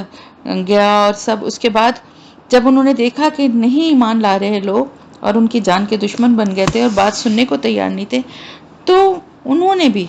اپنے رشتہ داروں کو, اپنے باپ کو, اپنے اور بیٹوں بھائیوں جو بھی تھے, ان سب کو چھوڑ کے, کس جرم کی وجہ سے, ایک اللہ کی عبادت کرنے, یہ جرم تھا ان کا. تو ان کو مجبور کر دیا گیا کہ اپنے سب رشتے, جتنے بھی رشتے ہیں, باپ بھائی کے یا جو بھی رشتہ دار تھے، جو بھی جاننے والے تھے، پورا ظاہر ان کا وہاں پہ خاندان اور پورا قبیلہ اور سارے لوگ ہوں گے نا، ان سب کو چھوڑ کر جلا وطنی کوئی آسان کام تو نہیں ہے نا۔ کون تھا ان کے ساتھ؟ ان کی بیوی تھی حضرت سارہ اور حضرت لوط علیہ السلام، ان کے بھتیجے، ان کے بھائی کے بیٹے تھے حضرت لوط علیہ السلام۔ اس کے علاوہ ان کے ساتھ کوئی نہیں تھا۔ تو ایسی بے سر و سامانی میں 2-3 آدمیوں کا اکیلے چھوڑ کے نکلنا، اور آج کل کے زمانہ نہیں تھا کہ بھائی یہاں سے نکلیں گے تو چلو ایران چلے جائیں گے، چلو وہاں چلے جائیں گے، چلو امریکہ کی نیشنلٹی لے لیتے ہیں، چلو کینیڈا چلے جائیں گے۔ اس زمانے میں تو اتنی آبادی بھی نہیں تھی اور نہ جگہوں کا پتہ تھا۔ اللہ کے بتائے ہوئے اس پر وہ نکل پڑے اور اس کے بعد سفر شروع کیا انہوں نے، اپنی ہجرت کی۔ تو یہاں پر یہ بھی بتایا جا رہا ہے کہ جس طرح سے حضرت ابراہیم علیہ السلام کو ان کے باپ اور بھائیوں نے، ان کے جو وہاں کے لوگ تھے، انہوں نے وہاں سے نکالا تھا، ہجرت پہ مجبور کر دیا تھا، تو اسی طرح سے جن کی، یعنی یہ قریش جن کی پیروی کرتے ہیں، سمجھتے ہیں اپنے آپ کو، کہتے تھے ان کے پیروکار ہیں، وہ بھی وہی کچھ کر رہے ہیں حضور اکرم صلی اللہ علیہ وسلم کے ساتھ، ان کے ساتھ اور ان کے ماننے والوں کے ساتھ۔ زندگی ان کی تنگ کر دی، اس قدر ان کے اوپر سختیاں اور مشکلات کہ اسی طرح وہ بھی ہجرت پہ مجبور ہو گئے۔ تو جب وہ وہاں سے چھوڑ کر نکلے سب کچھ، کس کے لیے چھوڑ کر نکلے؟ اللہ کے لیے۔ حضرت ابراہیم علیہ السلام کی میں نے بتایا تھا نا کہ آزمائشیں بہت ہوئیں، اور ہر آزمائش میں اللہ تعالیٰ فرماتے ہیں کہ وہ پورے اترے۔ یہ بھی بہت بڑی آزمائش تھی، اپنے سارے خاندان اور اپنے جان پہچان کے سب لوگوں کو چھوڑ کر تنہے تنہا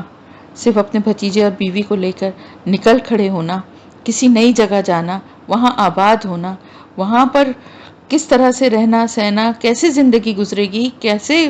سارے معاملات ہوں گے، یہ سب کچھ نہیں سوچا۔ تو اس کے نتیجے میں اللہ تعالیٰ فرما رہے ہیں کہ جب انہوں نے اتنی بڑی اللہ کے لیے انہوں نے قربانی دی اور سب کو چھوڑ دیا، ان لوگوں کو بھی جو کہ عبادت کرتے تھے، جن کی عبادت کرتے تھے ان کو بھی چھوڑ دیا، اور ان کو بھی جو لوگ عبادت کرنے والے تھے، یعنی بتوں اور اس بستی سے، اس جگہ سے سب کو چھوڑ کے، ان لوگوں کو سب کو چھوڑ کے وہ وہاں سے نکل آئے جب اللہ کے لیے۔ تو ہم نے عطا کی ہے، اللہ تعالیٰ فرما رہے ہیں، ہم نے ان کو عطا کیے اسحاق اور یعقوب، اور ہر ایک کو ہم نے نبی بنایا، یعنی حضرت اسحاق علیہ السلام اور یعقوب علیہ السلام، اسحاق علیہ السلام کے بیٹے، یعنی صرف اسحاق علیہ السلام نہیں دیے، بلکہ اس کی اگلی نسل میں یعقوب علیہ السلام بھی نبی، اور بلکہ ایک لمبا سلسلہ ہے انبیاء کا جو کہ ان کی نسل میں تھا، اور ہر ایک کو ہم نے بنایا نبی۔ وَوَهَبْنَا اور عطا کیا ہم نے لہم انہیں من رحمتنا اپنی رحمت میں سے، وجعلنا اور بنائی ہم نے لہم ان کے لیے لسانا زبان،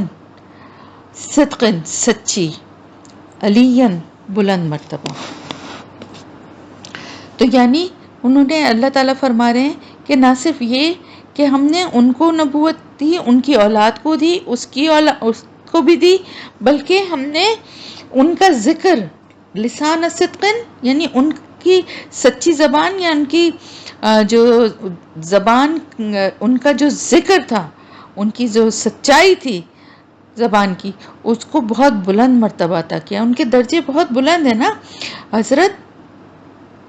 ابراہیم علیہ السلام کا آپ دیکھیں نا، درود ابراہیمی ہم جو نماز میں پڑھتے ہیں وہ کیا ہے؟ وہ درود ابراہیمی ہم پڑھتے ہیں، جو کہ قیامت تک پڑھا جاتا رہے گا ہر نماز میں، اور اس میں آپ صلی اللہ علیہ وآلہ وسلم کے ساتھ ساتھ کس کا ذکر ہے؟ حضرت ابراہیم علیہ السلام۔ تو ان کا ذکر کتنا بلند کیا نا اللہ نے، کہ ان کو اتنا بڑا مرتبہ، اور اتنا ان کی نسل سے پیغمبروں کے ساتھ ساتھ اللہ نے ان کے نام کو اور ان کے ذکر کو کتنا بلند کر دیا۔ کس لیے؟ کہ اللہ کے ہر فیصلے پہ انہوں نے کبھی کوئی کسی چیز سے وہ ہچکچائے نہیں، کسی چیز سے وہ رکے نہیں، کسی چیز سے وہ ڈرے نہیں، جو اللہ نے ان کو کہہ دیا، یہاں تک کہ اپنے پہلے بیٹے کو کس طرح سے یعنی جو کہ اتنے بڑھاپے میں جا کے اولاد ہوئی تھی اس کو بھی ذبح کرنے کے لیے تیار ہو گئے. تو یہ کوئی معمولی قربانیاں نہیں تھیں. آگ میں پھینکا جانا کوئی معمولی قربانی نہیں تھی. کہ تنہا اپنی بیوی کو لے کے نکل جانا، ہجرت کرنا، اور ایک یعنی جانے پہچانے لوگوں کو چھوڑ کے اور ایک نئے کسی ڈیسٹینیشن کی طرف نکلنا، یہ کوئی معمولی بات نہیں ہے. اس طرح کی کئی قربانیاں، کئی اللہ کی طرف سے امتحان آتا ہے، اور حضرت ابراہیم علیہ السلام ہر اس میں پورے اترے. تو اس کا پھر اللہ پاک تو بہت قدردان ہے نا. اللہ تعالیٰ تو دیکھیں انسانوں کی چھوٹی چھوٹی نیکیوں، چھوٹی چھوٹی کوششوں کو بھی بہت بڑا درجہ دیتا ہے، بہت اس کا اجر و ثواب دیتا ہے. تو جس انسان نے اتنے بڑے بڑے کام کیے اللہ کے لیے، اللہ کی ہر حکم اور فیصلے کے آگے سر جھکایا، اللہ کی رضا میں راضی ہوا جو، تو پھر اللہ اس کی قدردانی کیوں نہ کرتا. ان کو خلیل اللہ، ایک انسان کے لیے اس سے بڑا اور کیا اعزاز ہوگا کہ اس کو اللہ کا دوست کہا جائے. کہاں پروردگار رب، اس کی ذات، اور کہاں ایک انسان. تو اس انسان میں ایسی خصوصیات ہوں گی نا کہ جس کی وجہ سے اس کو خلیل اللہ کہا گیا. اور پھر اس کا ذکر اللہ تعالیٰ فرما رہے ہیں کہ اس کے ذکر کو بلند کیا گیا. ان کی زبان کی سچائی کی وجہ سے ان کو یہ بلند مرتبہ ملا. ان کی زبان کی سچائی یعنی تمام نبیوں کی، میں نے جیسے کہ آپ کو بتایا نا کہ بنیادی جو خصوصیت ہے وہ سچا ہونا، اور ان کو بہت بلند مرتبہ اللہ کی طرف سے عطا کیا گیا. تو یاد رکھیے کہ جو اللہ کے لیے خالص ہو جائے گا، اللہ کے لیے جو اپنے آپ کو وقف کر دے گا، تو اللہ اس کو سچائی، ناموری، یہ اللہ کی طرف سے بلند مرتبہ عطا ہوگا. وہ تو خیر پیغمبر تھے، ان کی بات ہی کیا ہے، لیکن عام انسان ہم سب بھی کوشش کر سکتے ہیں کہ اللہ کے بتائے ہوئے راستے پہ چلنے والے بنیں، اللہ کے ہر حکم کو ماننے والے بنیں. تو پھر اللہ تعالیٰ ہمارے لیے بھی ایسے ہی جو ہے، اللہ تعالیٰ ہمارے لیے بھی ایسے ہی ناموری اور ایسے ہی بلند درجے اللہ ہمیں بھی دے گا. جتنی دیکھیں جتنا گڑ ڈالیں گے اتنا میٹھا ہوگا، جتنی محنت ہوگی، جتنی کوشش ہوگی، اتنا ہی اس کا اللہ تعالیٰ کی طرف سے اجر اور درجے ملیں گے انشاءاللہ تعالیٰ. وَاذْكُرْ، اور ذکر کیجئے، فی الکتاب، کتاب میں، موسیٰ علیہ السلام کا، انہو، بے شک وہ، کانا تھے، مخلصاً چنے ہوئے، خالص کیے ہوئے، وہ کانا اور تھے وہ، رسولاً نبیہ، ایک رسول اور نبی. تو اب حضرت ابراہیم علیہ السلام کا واقعہ جو ہے وہ ختم ہوا، اور اب اس کے بعد حضرت موسیٰ علیہ السلام کا ذکر ہو رہا ہے کہ اس کتاب میں اب موسیٰ علیہ السلام کا ذکر کیجئے جو کہ اللہ کے خالص کیے ہوئے، چنے ہوئے تھے، اور ایک رسول اور نبی تھے. تو یہاں پر ایک بات سمجھ لیں کہ رسول اور نبی دونوں کہا گیا ہے ان کو. بظاہر تو دونوں کے معنی ایک ہی ہیں. رسول کا مطلب یہ اللہ کا پیغام لانے والا، اور نبی جو ہے وہ بھی خبر دینے والا. لیکن رسول جو ہے وہ ایسے پیغمبر کو کہا جاتا ہے جو کہ صاحب شریعت ہوتا ہے، اور نبی جو اسی شریعت کو فالو کرنے والے ہوتے ہیں وہ نبی ہوتے ہیں. تو حضرت موسیٰ علیہ السلام کا ذکر خاص طور سے اس لیے کیا جا رہا ہے کہ ان کا درجہ جو ہے اللہ تعالیٰ کے پاس بہت خاص ہے. وہ اللہ کی طرف سے چنے ہوئے تھے، اور چنے ہوئے کس لحاظ سے تھے کہ ان کو اللہ نے یہ مرتبہ دیا تھا کہ اللہ پاک ان سے وہ اللہ پاک سے ہم کلام ہوتے تھے، بات کرتے تھے. تو یہ مقام جو ہے نا، یہ جو خصوصیت ہے، یہ حضرت موسیٰ علیہ السلام کے سوا اور کسی پیغمبر کو نہیں ملی، سوائے اس کے کہ آپ صلی اللہ علیہ وسلم جب معراج پر گئے تھے تو وہاں اللہ تعالیٰ سے آپ کی بات چیت ہوئی تھی. کس طرح کس انداز میں ہوئی تھی وہ اس کی تفصیل اور ڈیٹیل جب کبھی ہوگا تو پھر ہم اس کو ڈسکس کریں گے. اس میں بھی مفسرین کی مختلف آراء ہیں. تو بہرحال لیکن اس طرح سے ہر نبی تک جو ہے اللہ کے احکامات یا اللہ کے پیغامات جو تھے وہ وحی کی شکل میں حضرت جبرائیل علیہ السلام جو ہیں وہ لایا کرتے تھے، سوائے حضرت موسیٰ علیہ السلام کی، جن سے کہ اللہ تعالیٰ نے خود خطاب فرمایا تھا. جب ہم پڑھ چکے نا بھی پچھلی اس میں کہ کس طرح سے پہاڑ پر جو ہے ان کو وہ انگارہ لینے کے لیے گئے تھے، اور وہاں پر ان کو اللہ تعالیٰ کی طرف سے آواز آئی غیب سے، اور اس کے بعد کوہ طور پہ جاتے تھے اور وہاں پر اللہ تعالیٰ سے باتیں کیا کرتے تھے، اور اللہ تعالیٰ نے جو وہ تورات ہے وہ بھی اسی طرح ان کو آسمان سے ریٹن، یعنی جو ہے تختیوں کی شکل میں جو ہے وہ لکھی ہوئی ملی، وحی کی شکل میں، یعنی جیسے آپ صلی اللہ علیہ وسلم کے اوپر وحی کا نزول ہوتا تھا اس طرح نہیں، بلکہ لکھی ہوئی تختیاں تھیں جن کے اوپر جو اللہ کی طرف سے وہ کس طرح سے اس پہ لکھا گیا تھا کہ جو وہ تختیاں جو تھیں ان پہ وہ محفوظ تھی تورات. تو وہ اللہ کے چنے ہوئے رسول اور نبی تھے. وَنَادَيْنَاهُ، اور پکارا ہم نے اس کو، من جانب الطور، طور کی جانب سے، الایمنی دائیں، وقربناہ، اور قریب کر لیا ہم نے اس کو، نجیہ سرگوشی کے لیے. یعنی اللہ تعالیٰ فرما رہے ہیں کہ ہم نے اس کو طور کے اوپر سے دائیں جانب سے ہم نے اس کو پکارا،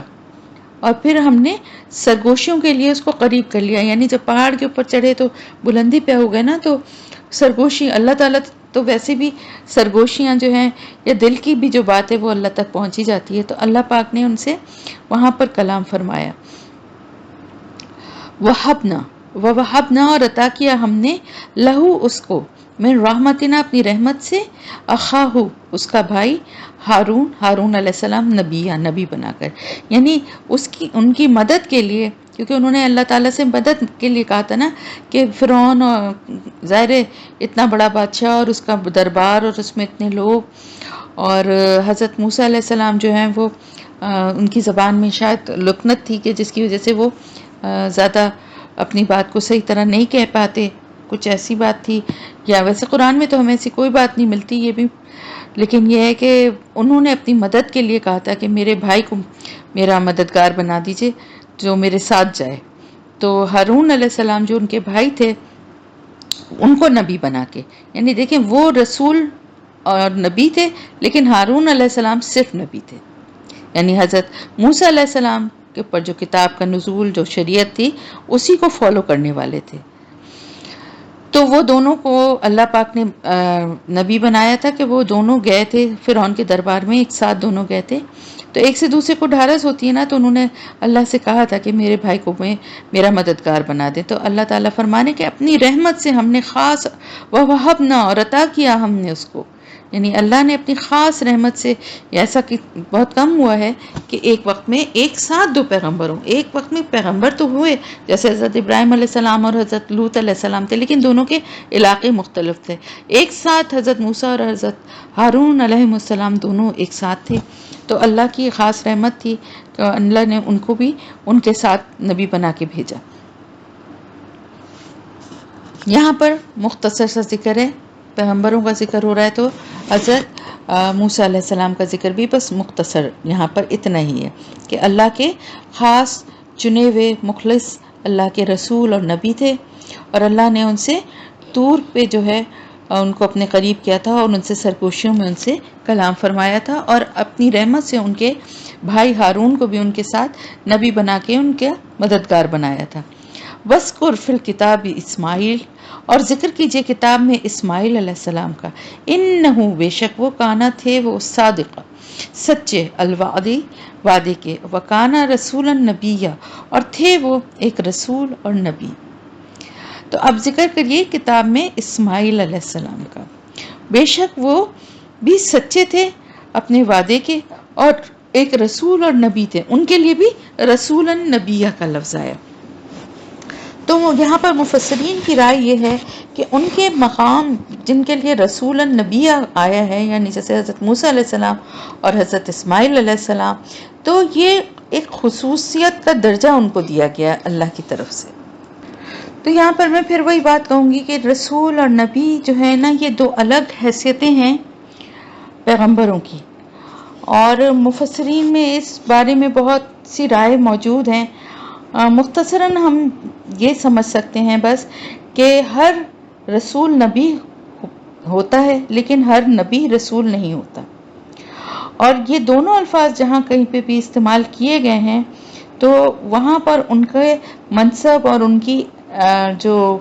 رسپانسبلٹیز ہیں ان کی طرف یعنی ان کے اوپر جو ذمہ داریاں زیادہ ہیں یا جو ان کو منصب دیا گیا ہے، جو اہمیت دی گئی ہے، اس کی وجہ سے ان کو یہ رسولاً نبیہ کہا گیا ہے، جیسا کہ حضرت موسیٰ علیہ السلام کو کہا گیا تھا اور اب حضرت اسماعیل علیہ السلام کو، اور وہ تھے اپنے وعدے کے سچے۔ اور یہاں پر وعدے کے سچے کیوں کہا گیا؟ کون سا وعدہ تھا وہ جس کی وجہ سے ان کو یہ بات کہی جا رہی ہے کہ وہ اپنے وعدے کے سچے تھے؟ وہ وعدہ کہ جب انہوں نے حضرت ابراہیم علیہ السلام سے کیا تھا، جب حضرت ابراہیم علیہ السلام نے ان سے یہ بتایا تھا کہ مجھے خواب میں جو ہے وہ یہ اشارہ ملا ہے، یہ پیغام ملا ہے کہ میں تمہیں ذبح کر دوں، تو انہوں نے اپنے والد سے یہ وعدہ کیا تھا کہ آپ ایسا کر گزریے اور آپ مجھے نہیں دیکھیں گے کہ میں پیچھے ہٹوں یا میں اس بات سے اپنی پھروں یا پیچھے ہٹوں۔ اور انہوں نے اپنی اس وعدے کو، اس بات کو پورا کر دکھایا تھا، یعنی وہ اپنے والد کے ساتھ ساتھ گئے اور جب ذبح کرنے کا بھی موقع آیا تو وہ لیٹ گئے، یعنی ایک رزسٹ کر سکتے تھے، کہہ سکتے تھے بھئی خواب کی کیا حیثیت ہے، آپ کچھ وہ دے دیجئے اور میں نہیں تیار ہوں اور یہ تو بہت میری جان چلی جائے گی، یا کچھ بھی رونا واویلا کچھ بھی کر سکتا ہے، وہ معمولی بات تو نہیں ہے نا کہ کوئی باپ اپنے بیٹے سے یہ کہے کہ اللہ تعالیٰ نے مجھ سے کہا ہے کہ میں تمہیں ذبح کر دوں، اور بیٹا کہے ٹھیک ہے ابا جان، اگر اللہ تعالیٰ نے یہ آپ سے کہا ہے تو میں تیار ہوں اس کے لیے، چلیے مجھے لے کر چلیے، مجھے کوئی اعتراض نہیں ہے، آپ مجھے پیچھے نہیں ہٹتا ہوا دیکھیں گے، میں اپنی بات سے نہیں پھروں گا۔ بہت بڑی بات ہے نا، لیکن انہوں نے اپنے اس وعدے پہ قائم رہے، اسی لیے اللہ تعالیٰ، میں کہہ رہی ہوں نا کہ آپ غور کریں ذرا قرآن کی آیات پہ کہ اللہ پاک نے کتنی قدردانی فرمائی ہے اپنے رسولوں کی، اپنے نیک بندوں کی، ایک ایک بات کی جو انہوں نے کی اللہ کے لیے، اس کی اللہ پاک نے کتنی قدردانی قرآن میں فرمائی ہے، ذکر ہمیشہ کے لیے محفوظ ہو گیا ان کے اس سچے وعدے کا۔ تو وہ بھی سچے تھے اپنے وعدے کے اور ایک رسول اور نبی تھے۔ وکانا، اور تھے وہ، یامرو، حکم دیتے، اہلہ، اپنے گھر والوں کو، بالصلاۃ والزکاۃ، نماز کا اور زکوٰۃ کا، وکانا، اور تھے وہ، عند ربہ، اپنے رب کے ہاں، مرضیہ، پسندیدہ۔ اور وہ کیا حکم دیتے تھے؟ یعنی وہ یہ صرف یہ نہیں کہ وہ اپنے وعدے کے سچے تھے، رسول اور نبی تھے تو بس اسی پہ خوش اور مطمئن ہو کر بیٹھ گئے کہ میں تو اتنا کچھ میں نے کر لیا کہ اللہ کے پاس تو میرا بڑا مقام ہے اور درجہ ہے اور میں اپنی فکر کروں اپنی عبادتوں کی اور اپنی نماز اور روزے کی، بلکہ وہ کیا سب سے پہلے اور کیا کرتے تھے؟ وہ اپنے گھر والوں کو بھی حکم دیتے تھے نماز اور زکوٰۃ کا، اور وہ اپنے رب کے پسندیدہ تھے اس بات کی وجہ سے، یعنی کسی کو بھی اپنے ایمان کے بعد، اپنی عبادتوں کے بعد مطمئن ہو کے بیٹھ نہیں جانا چاہیے کہ بھئی میں تو تہجد بھی پڑھ رہی ہوں، میں تو چاشت بھی پڑھ رہی ہوں، میں تو اذکار بھی صبح شام کے پڑھتی ہوں، الحمدللہ روز تلاوت بھی کرتی ہوں، اللہ کا شکر ہے، اب باقی میرے بچے چاہے ساری رات بیٹھ کے موویز دیکھیں یا جو ہے وہ جو دل چاہے کریں، نماز پڑھیں یا نہ پڑھیں، میں اللہ کا شکر ہے میں تو پڑھ لیتی ہوں۔ ایسے اول تو کوئی ماں ایسی ہوگی نہیں، شاید ہی ہو کوئی ماں ایسی جو خود نماز کی پابند ہوگی، جو خود اللہ کے راستے پہ چلنے والی ہوگی، اس کو سب سے پہلی فکر ہوگی اپنے بچوں کی، اپنے شوہر کی، اپنے ماں باپ بہن بھائیوں کی، سب کی اس کو فکر ہوگی۔ ایک مومن کی خاص بات یہی ہے کہ اس کے دل میں دوسروں کا درد ہونا چاہیے، اور ان سب سے بڑھ کے اپنے گھر والوں کا، اپنے بچوں کا، اپنے شوہر کا۔ اسی طرح اگر مرد ہے تو اس کو سب سے پہلے اپنی بیوی بچوں کی فکر ہوگی کہ یہ دین کے راستے پہ چلنے والے بنے۔ اب اس میں بعض دفعہ یہ ہوتا ہے کہ گھر والے تیار نہیں ہو رہے ہوتے، گھر والے اس راستے کی طرف آ نہیں رہے ہوتے۔ اب بعض دفعہ ایسا بھی ہوتا ہے کہ ماں باپ کو اللہ نے عقل اور ہدایت دے دی اور ایک سرٹن ایج کے بعد، اور انہوں نے اپنے کو چینج کر لیا، لیکن بچے جس لائف کے، جس سیٹ اپ کے عادی تھے، اب وہ نہیں پلٹنا چاہتے۔ وہ کہتے ہیں جی آپ نے تو اپنی پوری زندگی گزار لی، اب آپ اب جو ہے عبادت کرنے لگے اور اللہ اللہ کرنے لگے، اب چاہتے ہیں ہم بھی سب کچھ چھوڑ دیں۔ تو ایسے وقت پہ کیا ضرورت ہے؟ ایسے وقت پہ یہ غصہ کرنے کی اور ڈانٹنے کی اور مارنے کی اور گھر سے نکالنے کی دھمکیاں اور یہ کرنے کی ضرورت نہیں ہے، بلکہ یہ وقت ہے انتہائی پیار اور حکمت سے ڈیل کرنے کی، کیونکہ غلطی آپ کی ہے، ماں باپ کی ہے نا، کہ وہ وقت وہ ٹائم جس وقت کے ان کو آپ کو دین کی طرف لانا چاہیے تھا آپ نہیں لائے، اب کیونکہ وہ اس راستے سے ہٹ گئے، اب اس راستے کی طرف لانا ہے آپ کو، تو اس راستے کو اٹریکٹیو بنائیے، اس راستے کی طرف رغبت دلائیے، اس سے چڑ اور بیزاری پیدا نہ کریں۔ تو یہ ایک لمبی خیر بحث نکل آئی، تو وہ اس پہ میں نہیں جاؤں گی، بہت ڈیٹیلڈ ہو جائے گی پھر تفسیر، لیکن کہنے کا مقصد یہ ہے کہ حضرت اسماعیل علیہ السلام کی اس خوبی کا خاص طور سے ذکر کیا گیا کہ وہ ایسا نہیں تھا کہ وہ خود نیک اور عبادت گزار تھے، بلکہ وہ اپنے گھر والوں کی فکر کرتے تھے، اور سب سے بڑھ کر نماز اور زکوٰۃ کا وہ حکم دیا کرتے تھے، اس کی پابندی کرنے کا، اور اپنی اس خوبی کی وجہ سے، یعنی اپنی اس خصوصیت کی وجہ سے اللہ کے پسندیدہ تھے۔ تو دیکھیں اللہ کو یہ بات کتنی پسند ہے کہ اگر کوئی ایمان لاتا ہے یا کوئی مومن ہے، ویسے ہی مسلم ہے، مومن ہے، اور وہ دین کے راستے پہ چلنے والا ہے، اور ساتھ ہی ساتھ اپنے بچوں کو بھی اسی راستے کی طرف لگاتا ہے۔ دیکھیں بہت سارے لوگ ہوتے ہیں، مجھے نہیں پتا ہمارے گروپ میں تو الحمدللہ مجھے نہیں لگتا ایسا کوئی ہے، لیکن بہت سارے لوگوں کو میں دیکھتی ہوں کہ اپنے بچوں کی طرف سے بہت غافل ہوتے ہیں، بچے نماز کی پابندی نہیں کرتے تو اس کی کوئی ان کو فکر نہیں ہوتی، ٹوکتے نہیں ہیں، پابندی کی عادت نہیں ڈالتے، یا بچے ایسی ڈریسنگ کر کے باہر نکل رہے ہوتے ہیں، خود تو چادر اوڑھ لیتے ہیں، سر سے دوپٹہ اوڑھ لیتے ہیں،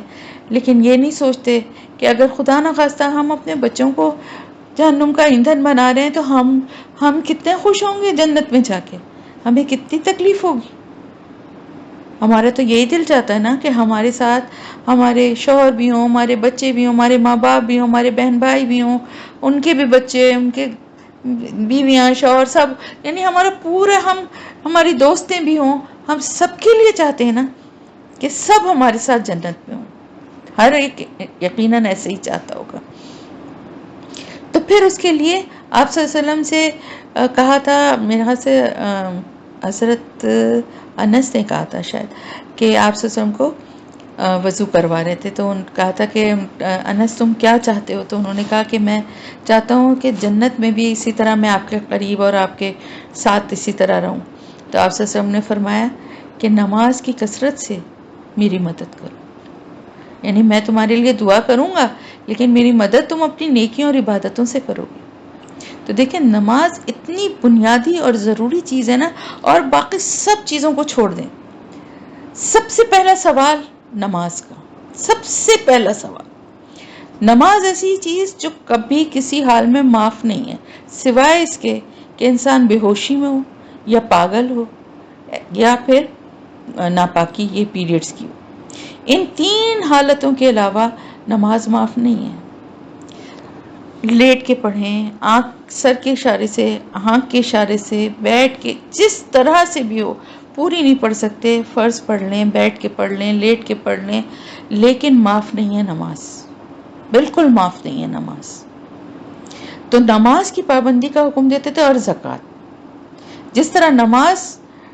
آپ کے جسم اور آپ کے اندر سے آپ کی صفائی کرتی ہے نا، اس طرح زکوٰۃ آپ کے مال کی صفائی کرتی ہے۔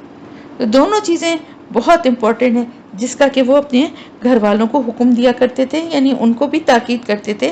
کہ اس چیز کو اپنے، یعنی اس کی پابندی کرنی ہے تم لوگوں کو بھی۔ ظاہر ہے وہ اپنے بچوں کو کرتے تھے تو وہ اپنے بچوں کو کریں گے، ایسے ہی ہوتا ہے نا، جو کچھ بچے سیکھتے ہیں وہی تو اپنے بچوں کو ٹرین کریں گے وہ، تو وہ نماز اور زکوٰۃ کی پابندی جو وہ تاکید کیا کرتے تھے، اس وجہ سے اپنے رب کے ہاں وہ بڑے پسندیدہ تھے۔ وذکر، اور ذکر کیجئے، فی الکتاب ادریس، کتاب میں ادریس علیہ السلام کا، انہ کان صدیقا نبیا، بے شک وہ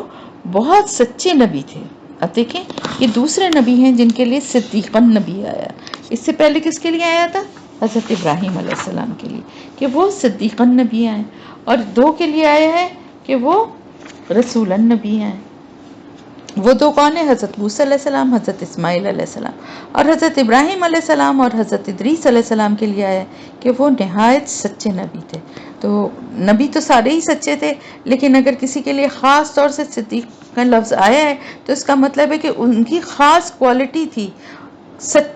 صدیق ہونا، سچا ہونا، اور ہر عمل اور ہر چیز سے ان کے جو ہے وہ انہوں نے اس کو ثابت کیا تھا. ورفعناہ، اور بلند کیا ہم نے اس کو مکاناً علیہ، بلند مقام پر، بلند مرتبہ، بہت بلند، ہم نے اس کو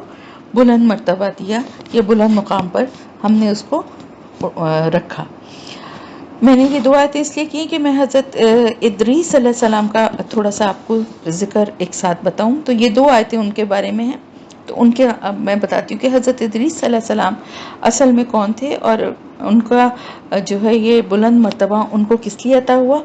اور دوسری بات یہ کہ حضرت ادریس علیہ السلام جو ہے نا، ان کا ہمیں اتنا ڈیٹیل ذکر جو ہے نا وہ نہیں ملتا، قرآن میں بھی نہیں ملتا، اور اس کے علاوہ بھی ہمیں بہت زیادہ ڈیٹیل نہیں ملتی. تو اس کے لیے ہم کو رجوع کرنا پڑتا ہے بائبل اور تورات وغیرہ میں، جہاں پہ کہ ان کا ذکر ہے موجود، لیکن وہاں پر نام تھوڑا سا ڈیفرنٹ ہے ان کا. جیسے کہ ان کی زبان میں مختلف پیغمبروں کے نام، اسحاق کو آئزک کہتے ہیں، اور اس طرح سے مختلف پیغمبروں کے نام تھوڑے سے ان کی زبان میں چینج ہے، تو وہاں پہ بھی چینج ملتا ہے. تو حضرت ادریس علیہ السلام کے بارے میں اب آپ کو تھوڑا سا بتاتی ہوں کہ وہ کب کس دور میں تھے اور ان کی کیا خصوصیت تھی. حضرت ادریس علیہ السلام حضرت آدم علیہ السلام کی اولاد میں سے، ظاہر ہے سبھی آدم علیہ السلام کی اولاد میں سے، لیکن ڈائریکٹلی یعنی شروع کی 2-3 نسلوں کے بعد ہی تھے حضرت ادریس علیہ السلام. اور حضرت نوح علیہ السلام سے پہلے ان کی بعثت ہوئی تھی، یعنی نبی بنائے گئے تھے. اور ان سے پہلے یعنی حضرت آدم علیہ السلام کی اولاد میں ان سے پہلے حضرت شیس علیہ السلام گزرے ہیں، اس کے بعد یعنی پیغمبروں میں، اور اس کے بعد حضرت ادریس علیہ السلام تھے. اور کہا جاتا ہے کہ حضرت ادریس علیہ السلام جو ہیں حضرت نوح علیہ السلام کے دادا تھے، یعنی حضرت نوح علیہ السلام ان کے پوتے تھے. تورات میں ان کا نام ہنوک ہے، اور قرآن میں اتنی تفصیلی ان کا ذکر نہیں ہے. تو حضرت ادریس علیہ السلام کے بارے میں کہا جاتا ہے کہ بہت ساری چیزوں کے موجد ہیں. یعنی سب سے پہلے کپڑوں کی سلائی، کٹنگ اور سلائی، اور اسی طرح سے سب سے پہلے جو ہے لکھنا، وہ حضرت ادریس علیہ السلام نے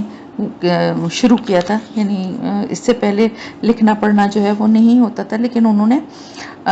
لکھنا شروع کیا. اس کے علاوہ سب سے پہلا جہاد اللہ کی راہ میں جو ہے کرنے والے حضرت ادریس علیہ السلام ہے. تو ہوا کیا تھا کہ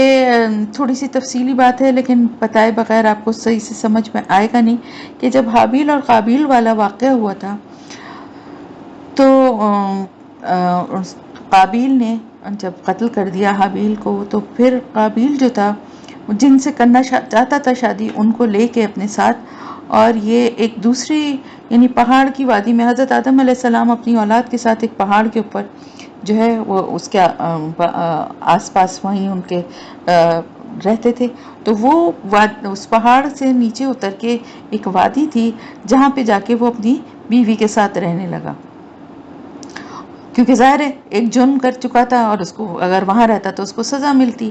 تو وہ وہاں سے ایک طرح سے بھاگ گیا. اور اس کے بعد کیا ہوا کہ اس کی آگے جو اس کی اولاد تھی، تو دیکھیں گناہ کے اثرات تو آگے چلتے ہیں نا، کیونکہ خود گناہ گار تھا، آگے بچوں میں بھی وہی خرابیاں آئیں. اور اس کی نسل جو تھی ان میں پہلی دفعہ جو ہے یہ ناچ اور اکیلے، ظاہر وہ ایک الگ اکیلے وہ انہوں نے اپنا بنا لیا تھا قبیلہ، اور اوپر جو ہے باقی حضرت آدم علیہ السلام کی اولاد تھی. تو ان لوگوں نے اپنا دل بہلانے کے لیے پہلی دفعہ جو ہے وہ ناچ اور گانا اور یہ سب جو ہے یہ شروع ہوا. شیطان نے ان کو یہ طریقے بتائے کہ تم لوگ اپنا دل بہلانے کے لیے ایسا کر لو، ایسا کر لو. تو شیطان تو صرف بتا سکتا ہے، کرنے والے تو انسان ہی ہوتے ہیں نا. اب کیا ہوتا تھا کہ اوپر کی وادی سے جب باقی لوگ دیکھا کرتے تھے تو بڑا ان کو اٹریکشن نظر آتا تھا کہ یہ لوگ تو بڑا مزہ کر رہے ہیں، تو ناچ گانا ہو رہا ہے، یہ ہو رہا ہے، وہ ہو رہا ہے، ہماری تو بڑی بورنگ سی لائف ہے. تو ہوتے ہوتے کیا ہوا کہ کچھ لوگ اور بھی شاید شامل ہوئے ہوں گے، یا کچھ اس طرح سے ہوا کہ بہرحال 2 گروہ بن گئے. ایک جو تھا وہ اللہ کی راہ پہ چلنے والے جو اللہ کے نیک بندے تھے وہ تھے، اور ایک جو تھے وہ یہ شیطان کی پیروی کرنے والے تھے. تو حضرت ادریس علیہ السلام وہ پہلے تھے جنہوں نے ان کے خلاف، جو اللہ کے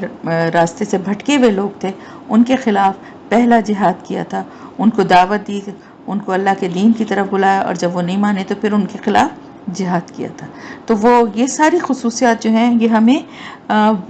بائبل سے اور تلمود سے اس سے ہمیں پتہ چلتی ہیں. قرآن میں اتنا کوئی ڈیٹیل یہاں ذکر نہیں ہے. پھر دوسری بات جو یہاں پہ کہی گئی، اللہ تعالیٰ نے فرمایا کہ ہم نے ان کو بلند مقام پہ، بلند مرتبے پہ ہم نے ان کو بلند کر دیا، ان کو پہنچا دیا. تو سیدھا سادہ سمپل مطلب تو قرآن کے الفاظ کے مطابق یہی ہے کہ اللہ تعالیٰ نے حضرت ادریس علیہ السلام کو بلند مرتبہ عطا کیا تھا. لیکن اسرائیلی روایات سے یہ بات جو ہے منتقل ہوئی ہے ہمارے ہاں بھی، کہ اللہ تعالیٰ نے حضرت ادریس علیہ السلام کو آسمان پر اٹھا لیا. بائبل میں تو صرف اتنا ہی ہے کہ وہ غائب ہو گئے کیونکہ خدا نے ان کو اٹھا لیا. لیکن تلمود میں اس کا ایک طویل قصہ بیان ہوا ہے جس کا خاتمہ اس پر ہوتا ہے. وہاں پر ان کا نام ہنوک ہے نا، کہ ہنوک جو ہے ایک بگولے میں جو ہے بیٹھ کر آسمان پر چڑھ گئے. تو یہ ساری باتیں جو ہیں یہ اسرائیلی روایات میں، ہمیں قرآن میں یا حدیث میں ایسی کوئی بات نہیں پتہ چلتی. ہاں یہ ضرور پتہ چلا جو میں نے آپ کو باتیں بتائی تھیں کہ یہ ان کی پہلی جو باتیں انہوں نے جو ان کے دور سے شروع ہوئیں اس کے بارے میں نے آپ کو بتایا کہ سب سے پہلے کپڑے سینے والے اور سب سے پہلے لکھنے والے اور اسی طرح پہلا جہاد کرنے والے حضرت ادریس علیہ السلام ہے. اور آپ صلی اللہ علیہ وسلم جب واقعہ معراج میں جب آپ آسمان پہ گئے تو چوتھے آسمان پہ حضرت ادریس علیہ السلام سے آپ کی ملاقات بھی ہوئی. تو اللہ نے بلند مرتبہ ان کو عطا کیا. ہو سکتا ہے اللہ نے ان کو اٹھا لیا لیکن یا ویسے ہی ہمیں تو ڈیٹیل نہیں قرآن کے ذریعے پتہ چل رہی ہے کہ اسرائیلی روایات ہیں تو ان پہ ہم اتنا ٹرسٹ نہیں کر سکتے. تو ہم تو صرف اتنا ہی جانتے ہیں کہ ان کا ذکر اللہ تعالیٰ نے بلند کر دیا اور ان کو اعلیٰ مرتبہ عطا فرمایا. ظاہر چوتھے آسمان پہ پہنچنا کوئی معمولی بات تو نہیں ہے، اللہ نے ان کو وہ درجہ عطا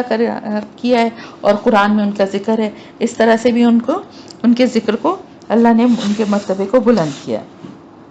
اولئکا یہی وہ لوگ ہیں الذین جنہیں انعم اللہ انعام کیا اللہ نے علیہم ان پر من النبیین نبیوں میں سے، من ذریتی آدم اور اولاد آدم میں سے، یعنی من ذریتی اولاد میں سے آدم علیہ السلام کی، وممن اور ان میں سے جنہیں حملنا سوار کیا ہم نے مع نوح ساتھ نوح کے، ومن ذریتی اور اولاد میں سے ابراہیم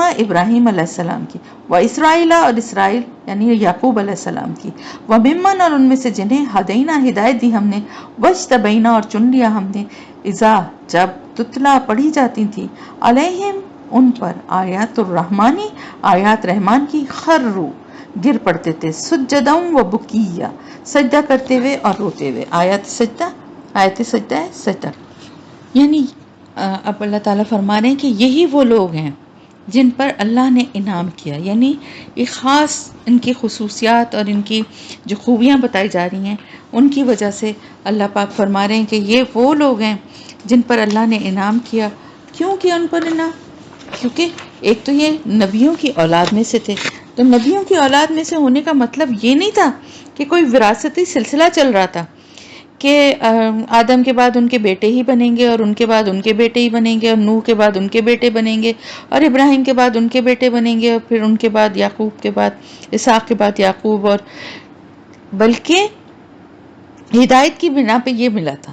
منصب. حضرت آدم علیہ السلام کی اولادوں میں سے سب تو پیغمبر نہیں بنے نا. اسی طرح سے بالکل ایگزیکٹلی اسی طرح سے آپ دیکھیے کہ بعد میں حضرت نوح علیہ السلام تھے، ان کی اولادوں میں سے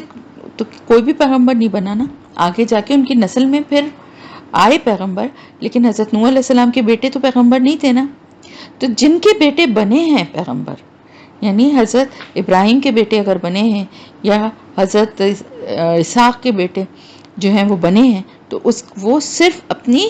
خوبیوں کی وجہ سے اللہ کے فرمانبردار تھے، ہدایت کے راستے پر تھے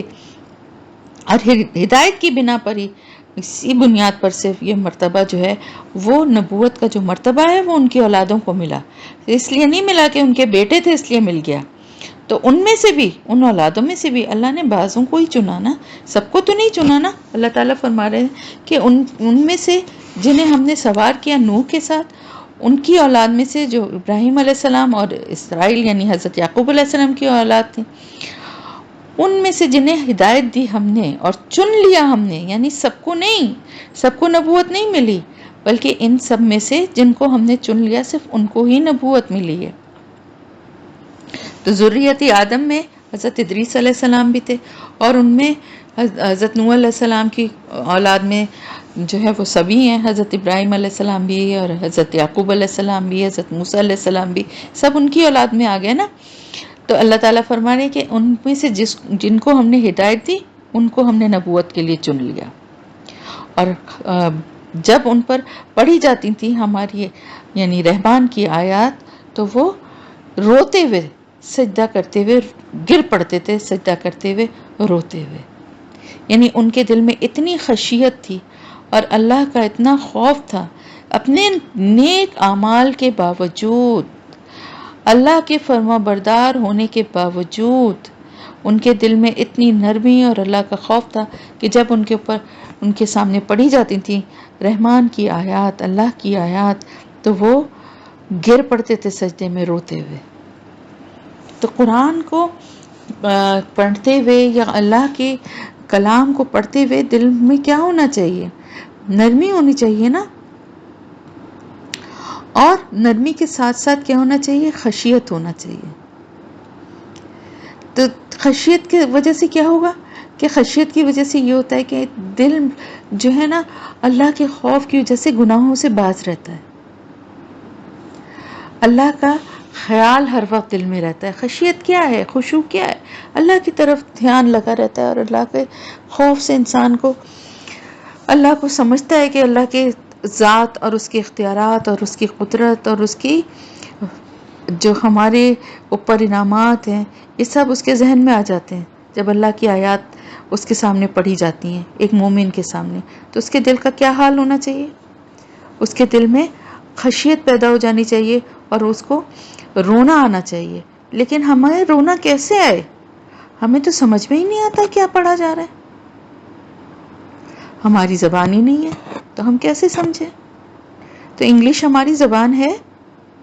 کیسے سمجھتے ہیں؟ ٹائم دیتے ہیں نا، بچپن سے سیکھ رہے ہیں، بولنے کی کوشش کرتے ہیں، نہیں آتی تو اس کی گھر میں پریکٹس کرتے ہیں۔ کیا عربی کے لیے کتنی کوشش کرتے ہیں ہم؟ کبھی بھی نہیں کرتے۔ اس قرآن کو پڑھنے اور سیکھنے کی کوشش کرتے ہیں ہم؟ کتنے لوگ ہیں اس گروپ میں؟ آپ بتائیں، اس میں سے کتنے لوگ ہیں جو کوشش کر رہے ہیں پڑھنے کی، سیکھنے کی؟ تو یاد رکھیں کہ یہ کتاب ہدایت ہے، تلاوت ضرور ہے اس کا ایک مقصد، لیکن اصل میں یہ پڑھنے اور سمجھنے کے لیے ہے، عمل کرنے کے لیے۔ عمل تک تو جب ہی پہنچے گا جب سمجھ میں آئے گا کہ پڑھ کیا رہے ہیں۔ قرآن کی آیات کو پڑھتے ہوئے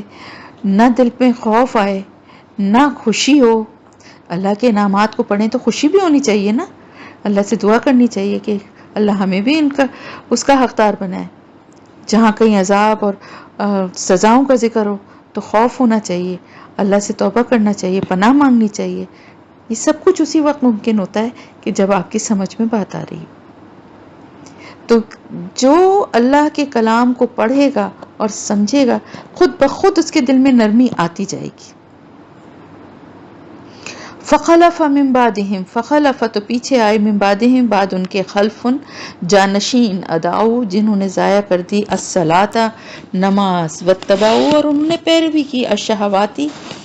خواہشات کی، فسوف تو ان قریب، یلقون وہ جا ملیں گے، غیا گمراہی یا عذاب۔ پھر ان کے پیچھے جو آئے، ان کے جو جانشین تھے، یعنی پیغمبروں کے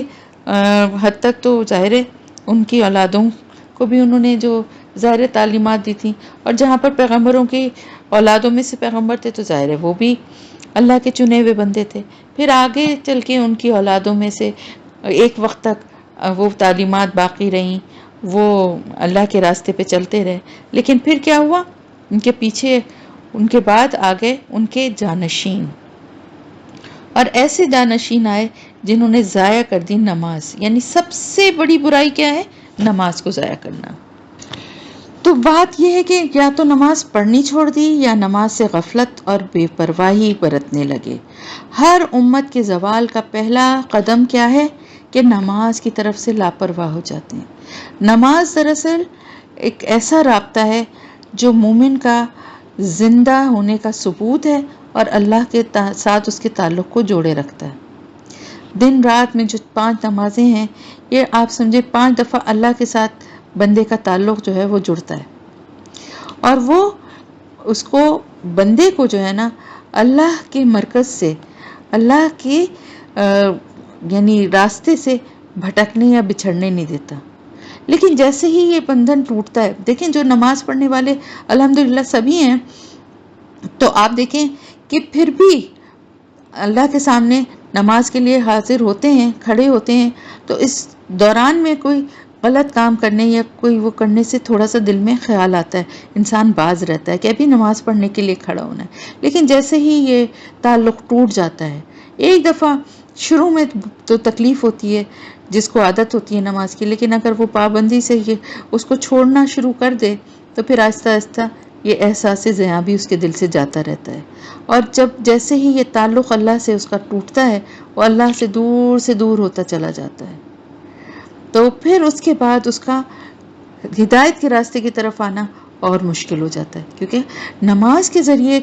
اللہ سے تعلق جوڑ کے ہم ہدایت مانگتے ہیں نا، تو ہماری دعاؤں کی وجہ سے اللہ ضرور ہمیں ہدایت کے راستے پہ ہمیں چلائے گا۔ لیکن جب وہ تعلق اور وہ سارا سلسلہ ہمارا ٹوٹ جاتا ہے کسی کا بھی، خدا نخواستہ، تو پھر کیا ہوتا ہے، اللہ کے ساتھ تعلق بھی باقی نہیں رہتا۔ تو اللہ تعالیٰ نے یہاں پر یہ بات خاص طور سے بتائی ہے کہ یہ ایک بیسک یہ قاعدہ ہے، یہ ایک طریقہ ہے، یہ ایک اصول ہے کہ تمام انبیاء کی امتوں کا بگاڑ جو ہے وہ نماز ضائع کرنے سے شروع ہوا۔ اور یہ کس وجہ سے ہوا؟ نماز سے غفلت یا نماز سے لاپرواہی کیوں ہوئی؟ کہ انسان اپنی خواہش نفس جو ہے نا ان کی بات مانتا رہتا ہے، یعنی ان کے، اب مثال کے طور پہ خواہش نفس کیا ہے؟ خواہش نفس یہ ہے کہ رات کو دیر تک جاگا، موویز دیکھی، اور صبح فجر کے وقت جب الارم بجا تو کہا کوئی بات نہیں ہے، اٹھ کے قضا پڑھ لیں گے، ابھی ہمت نہیں ہو رہی، چھوڑ۔ اپنی دل کی مانی نا، اپنی خواہشات کی مانی۔ اسی طرح کہیں جانے کے لیے، اب جو نماز پڑھنے والے ہیں وہ خیال رکھتے ہیں کہ ہم نماز پڑھ کے نکلیں یا ایسی جگہ جائیں جہاں ہم نماز پڑھ سکتے ہوں، لیکن پھر کیا ہوا کہ ہم تو باہر تھے نا، کیسے پڑھتے؟ ہم تو وہاں چلے گئے تھے تو کیسے پڑھتے؟ ابھی جیسے عفت جا رہی تھی، امریکہ گئی ہیں اپنی بیٹی کے پاس، تو خاص طور سے مجھ سے کہہ کر گئیں کہ میرے لیے دعا کریے گا، کہ وہاں پر ظاہر ہے کہیں ٹریولنگ میں یا جہاز پہ اتنا لمبا سفر ہوتا ہے، تو وہ میں کس طرح نماز کس رخ پہ پڑھوں، اور وہاں کے لیے بھی دعا کریں کہ بعض دفعہ ایسی جگہ نکلے ہوتے ہیں کہ راستے میں نہیں، ٹریولنگ میں نہیں موقع مل رہا ہوتا، تو میری نمازوں کی اللہ حفاظت کرے۔ اور تو دیکھیں ان کو فکر ہے نا، تو جب انسان نماز سے غافل ہو جاتا ہے نا، تو پھر ہر کام جو ہے نا وہ اللہ کے بتائے ہوئے طریقے کے بجائے اپنے منوانے طریقے سے کرنے لگتا ہے، جیسا اس کا دل چاہتا ہے ویسے زندگی گزارنے لگتا ہے۔ تو وہ لوگ جو اپنی خواہشات کی پیروی کریں گے اور اللہ کے راستے سے ہٹ جائیں گے اور اللہ کی نافرمانی کریں گے، تو پھر عنقریب کہاں جا کے ملیں گے؟ عذاب میں۔ یعنی ان کا ٹھکانہ کیا ہے؟ غی، تو گمراہی کو بھی کہتے ہیں، یعنی عذاب، ایک وادی بھی ہے کہتے ہیں کہ جہنم کی، تو وہاں وہ عذاب میں ان کا ٹھکانہ جو ہے وہ جہنم میں عذاب ہوگا۔ یعنی نماز کو چھوڑنا جو ہے نا، نماز دیکھیں کفر اور ایمان کے بیچ کا فرق جو ہے نا وہ نماز ہے۔ نماز نہ پڑھنے والا ایمان کے راستے سے ہٹ جاتا ہے، تو پھر اس گمراہی کے راستے پر جو ہے پھر اس کو وہ عذاب سے جا کے ملے گا۔ الا من تاب، مگر وہ جو توبہ کر لے، وآمنا، اور ایمان لے آئے، وعمل صالحا، اور عمل کرے نیک اچھے، فاولئک، تو یہی لوگ ہیں، یدخلون الجنت، وہ داخل ہوں گے جنت میں، ولا یظلمون شیئا، اور نہ وہ ظلم کیے جائیں گے کچھ بھی۔ تو دیکھیں، ایک تو وہ جو کہ ہیں ہی دین کے راستے پہ اور جو مومن تھے، سب سے پہلے تو انہی کا ذکر ہوا کہ جو انبیاء تھے، پھر انبیاء کی اولادوں میں سے بھی جو تھے جنہوں نے نافرمانی اور سرکشی نہیں کی، بلکہ اللہ کی آیات کو سن کے سجدے میں گر پڑے روتے ہوئے، وہ تو ہیں ہی جنت کے حقدار۔ پھر وہ لوگ، ان کا ذکر ہوا کہ جو نافرمان ہیں، جنہوں نے نماز چھوڑ دی، ان کے بعد آنے والوں میں سے وہ لوگ جنہوں نے نماز چھوڑ دی اور اپنی خواہشات کی پیروی کی، ہر غلط کام کو کیا، جو دل چاہا وہ کیا، ویسے زندگی گزاری، تو ان کے لیے تو جہنم کا ہے، جہنم ان کا ٹھکانہ ہے۔ لیکن ان لوگوں کے لیے بھی جو کہ ایسا کرنے والے لوگ ہیں، وہ بھی اگر کسی اسٹیج پر ان کو احساس ہو جائے اپنی غلطی کا اور وہ توبہ کر لیں اور پھر نیک عمل کرنا شروع کر دیں، یعنی ان کو احساس ہو جائے کہ ہم غلط راستے پہ ہیں یا ہم غلط طریقہ کار پہ ہیں، ہمیں ایسا نہیں کرنا چاہیے، اللہ کی نافرمانی نہیں کرنا چاہیے، اور وہ توبہ کر لیں اور دوبارہ سے نماز کی پابندی کرنے والے اور اللہ کے راستے پہ چلنے والے بن جائیں، تو پھر یہی وہ لوگ ہیں جنہیں اللہ تعالیٰ فرما رہے ہیں کہ انہیں جنت میں داخل کیا جائے گا، اور وہ کچھ بھی ظلم نہ کیے جائیں گے، یعنی جو کچھ پچھلا وہ کر چکے ہیں اس کی بنا پہ ان کو کوئی سزا نہیں ملے گی، کوئی ظلم نہیں ہوگا ان کے ساتھ، اگر انہوں نے سچے دل سے معافی اللہ سے مانگ لی، توبہ کر لی، پلٹ آئے اور نیک عمل کرنے شروع کر دیے، تو پچھلے گناہوں کی وجہ سے ان پر کوئی ظلم نہیں ہوگا، ان کی معافی اور ان کی توبہ اللہ قبول فرما لیں گے انشاءاللہ تعالی، پر شرط یہ کہ ایمان لانے کے بعد نیک عمل کریں۔ یہ نہیں ہے کہ صرف زبان سے ہی کہیں کہ میں نے توبہ کر لی اور معافی مانگ لی، لیکن باقی کام اور رنگ ڈھنگ سارے وہی رہیں، بلکہ توبہ کا مطلب کیا ہے؟ پلٹ آنا، پلٹ آئیں اللہ کی طرف، تو اللہ تعالیٰ ان کے ساتھ کچھ ظلم کا معاملہ نہیں ہوگا، بلکہ ان کے پچھلے جو بھی گناہ ہوں گے وہ اللہ کی رحمت سے معاف کر دیے جائیں گے۔ جناتی عدن، باغات ہمیشگی کے، عدن کہتے ہیں ہمیشہ، جنت کی کا ایک درجہ بھی ہے نا، التی وہ جن کا، وعدہ وعدہ کیا، الرحمن رحمان نے، عبادہ اپنے بندوں سے، بالغیبی ساتھ غیب کے، انہو بے شک وہ، کانا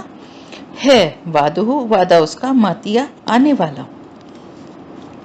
یعنی جنت وہ جگہ ہے، وہ باغات ہیں جو ہمیشہ قائم رہنے والے ہیں، اس کو کبھی زوال نہیں ہے۔ جیسے باغات ہوتے ہیں نا، اگر کسی پھل کے ہیں باغات تو وہ بھی سیزنل ہوتے ہیں، موسم کے حساب سے ہوتے ہیں نا، کہ اب اس پھل کا موسم ہے تو وہ باغ میں خوب رونق ہوتی ہے، پھل لدے ہوئے ہوتے ہیں درختوں پہ، بڑا خوبصورت ہوتا ہے، لیکن جب وہ سیزن ختم ہو جاتا ہے تو وہ باغ کیسا اجاڑ ہو جاتا ہے۔ اسی طرح پھولوں کا بھی ہے، تو یہاں کراچی میں تو خیر گارڈن سب کوئی رہے ہی نہیں،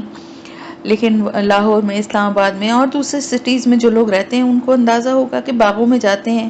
خاص طور سے اسلام آباد میں جو روز اینڈ جیسمین گارڈن ہے، تو جب یہ بہار کا موسم ہوتا ہے اور پھولوں کا، تو کس طرح اتنا پھول بھرے ہوئے ہوتے ہیں، خوبصورت لگ رہا ہوتا ہے۔ اسی طرح جو باغات ہوتے ہیں، پھول وہاں پہ کھلے ہوئے ہوتے ہیں، لیکن جب خزاں آتی ہے تو کیسے وہ جاڑ اور وہ ویران باغ لگنے لگتے ہیں۔ لیکن جنت ہے جو باغات ہیں، یعنی جنت تو نام ہی باغات کا ہے نا، وہ باغات جو ہیں وہ ہمیشہ کے ہیں، ایور گرین، پوری زندگی، دن رات، ہر وقت اسی طرح بارونق، اسی طرح خوبصورت، اسی طرح سجے سجائے، اسی طرح پھلوں سے لدے ہوئے، ہمیشہ ہمیشہ اسی طرح رہنے والے، جن کا وعدہ کیا ہے رحمان نے اپنے بندوں سے، لیکن غیب کے ساتھ دکھایا تو نہیں ہے نا، کسی بھی انسان نے، کسی نے بھی دیکھا تو نہیں ہے نا جنت کو، کہ جنت کے وہ وعدے جو اللہ تعالیٰ نے قرآن میں فرمائے ہیں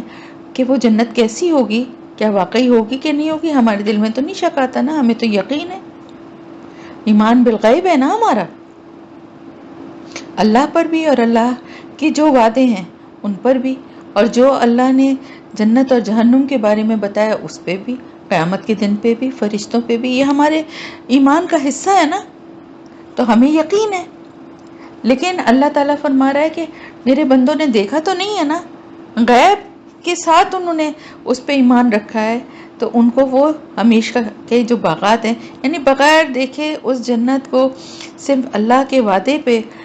انسان نے اپنی پوری زندگی ایسے گزاری، اللہ کے کو خوش کرنے کے لیے، اللہ کے راستے پہ چلتے ہوئے، تو وہ باغات اس کے ہیں۔ اللہ تعالیٰ یہ فرما رہے ہیں کہ جس کا وعدہ کیا گیا ہے وہ آنے والا ہے، وہ وقت آنے والا ہے نا، قیامت کے دن۔ قیامت کتنی دور ہے؟ قیامت اللہ تعالیٰ فرماتے ہیں بالکل قریب ہے، تو وہ وقت آنے والا ہے، اور وہ جنت، وہ باغات جو کہ ہمیشہ قائم رہنے والے ہیں، اور اللہ رحمان نے جن کا وعدہ اپنے بندوں سے کیا ہے، بندوں نے بغیر دیکھے اس کے وعدوں کو پہ یقین کیا ہے، اللہ کے اوپر، اللہ کے وعدوں پر، ان کے لیے یہ انعامات ہوں گے انشاءاللہ تعالی، اور وہ بہت جلد ہونے والا ہے۔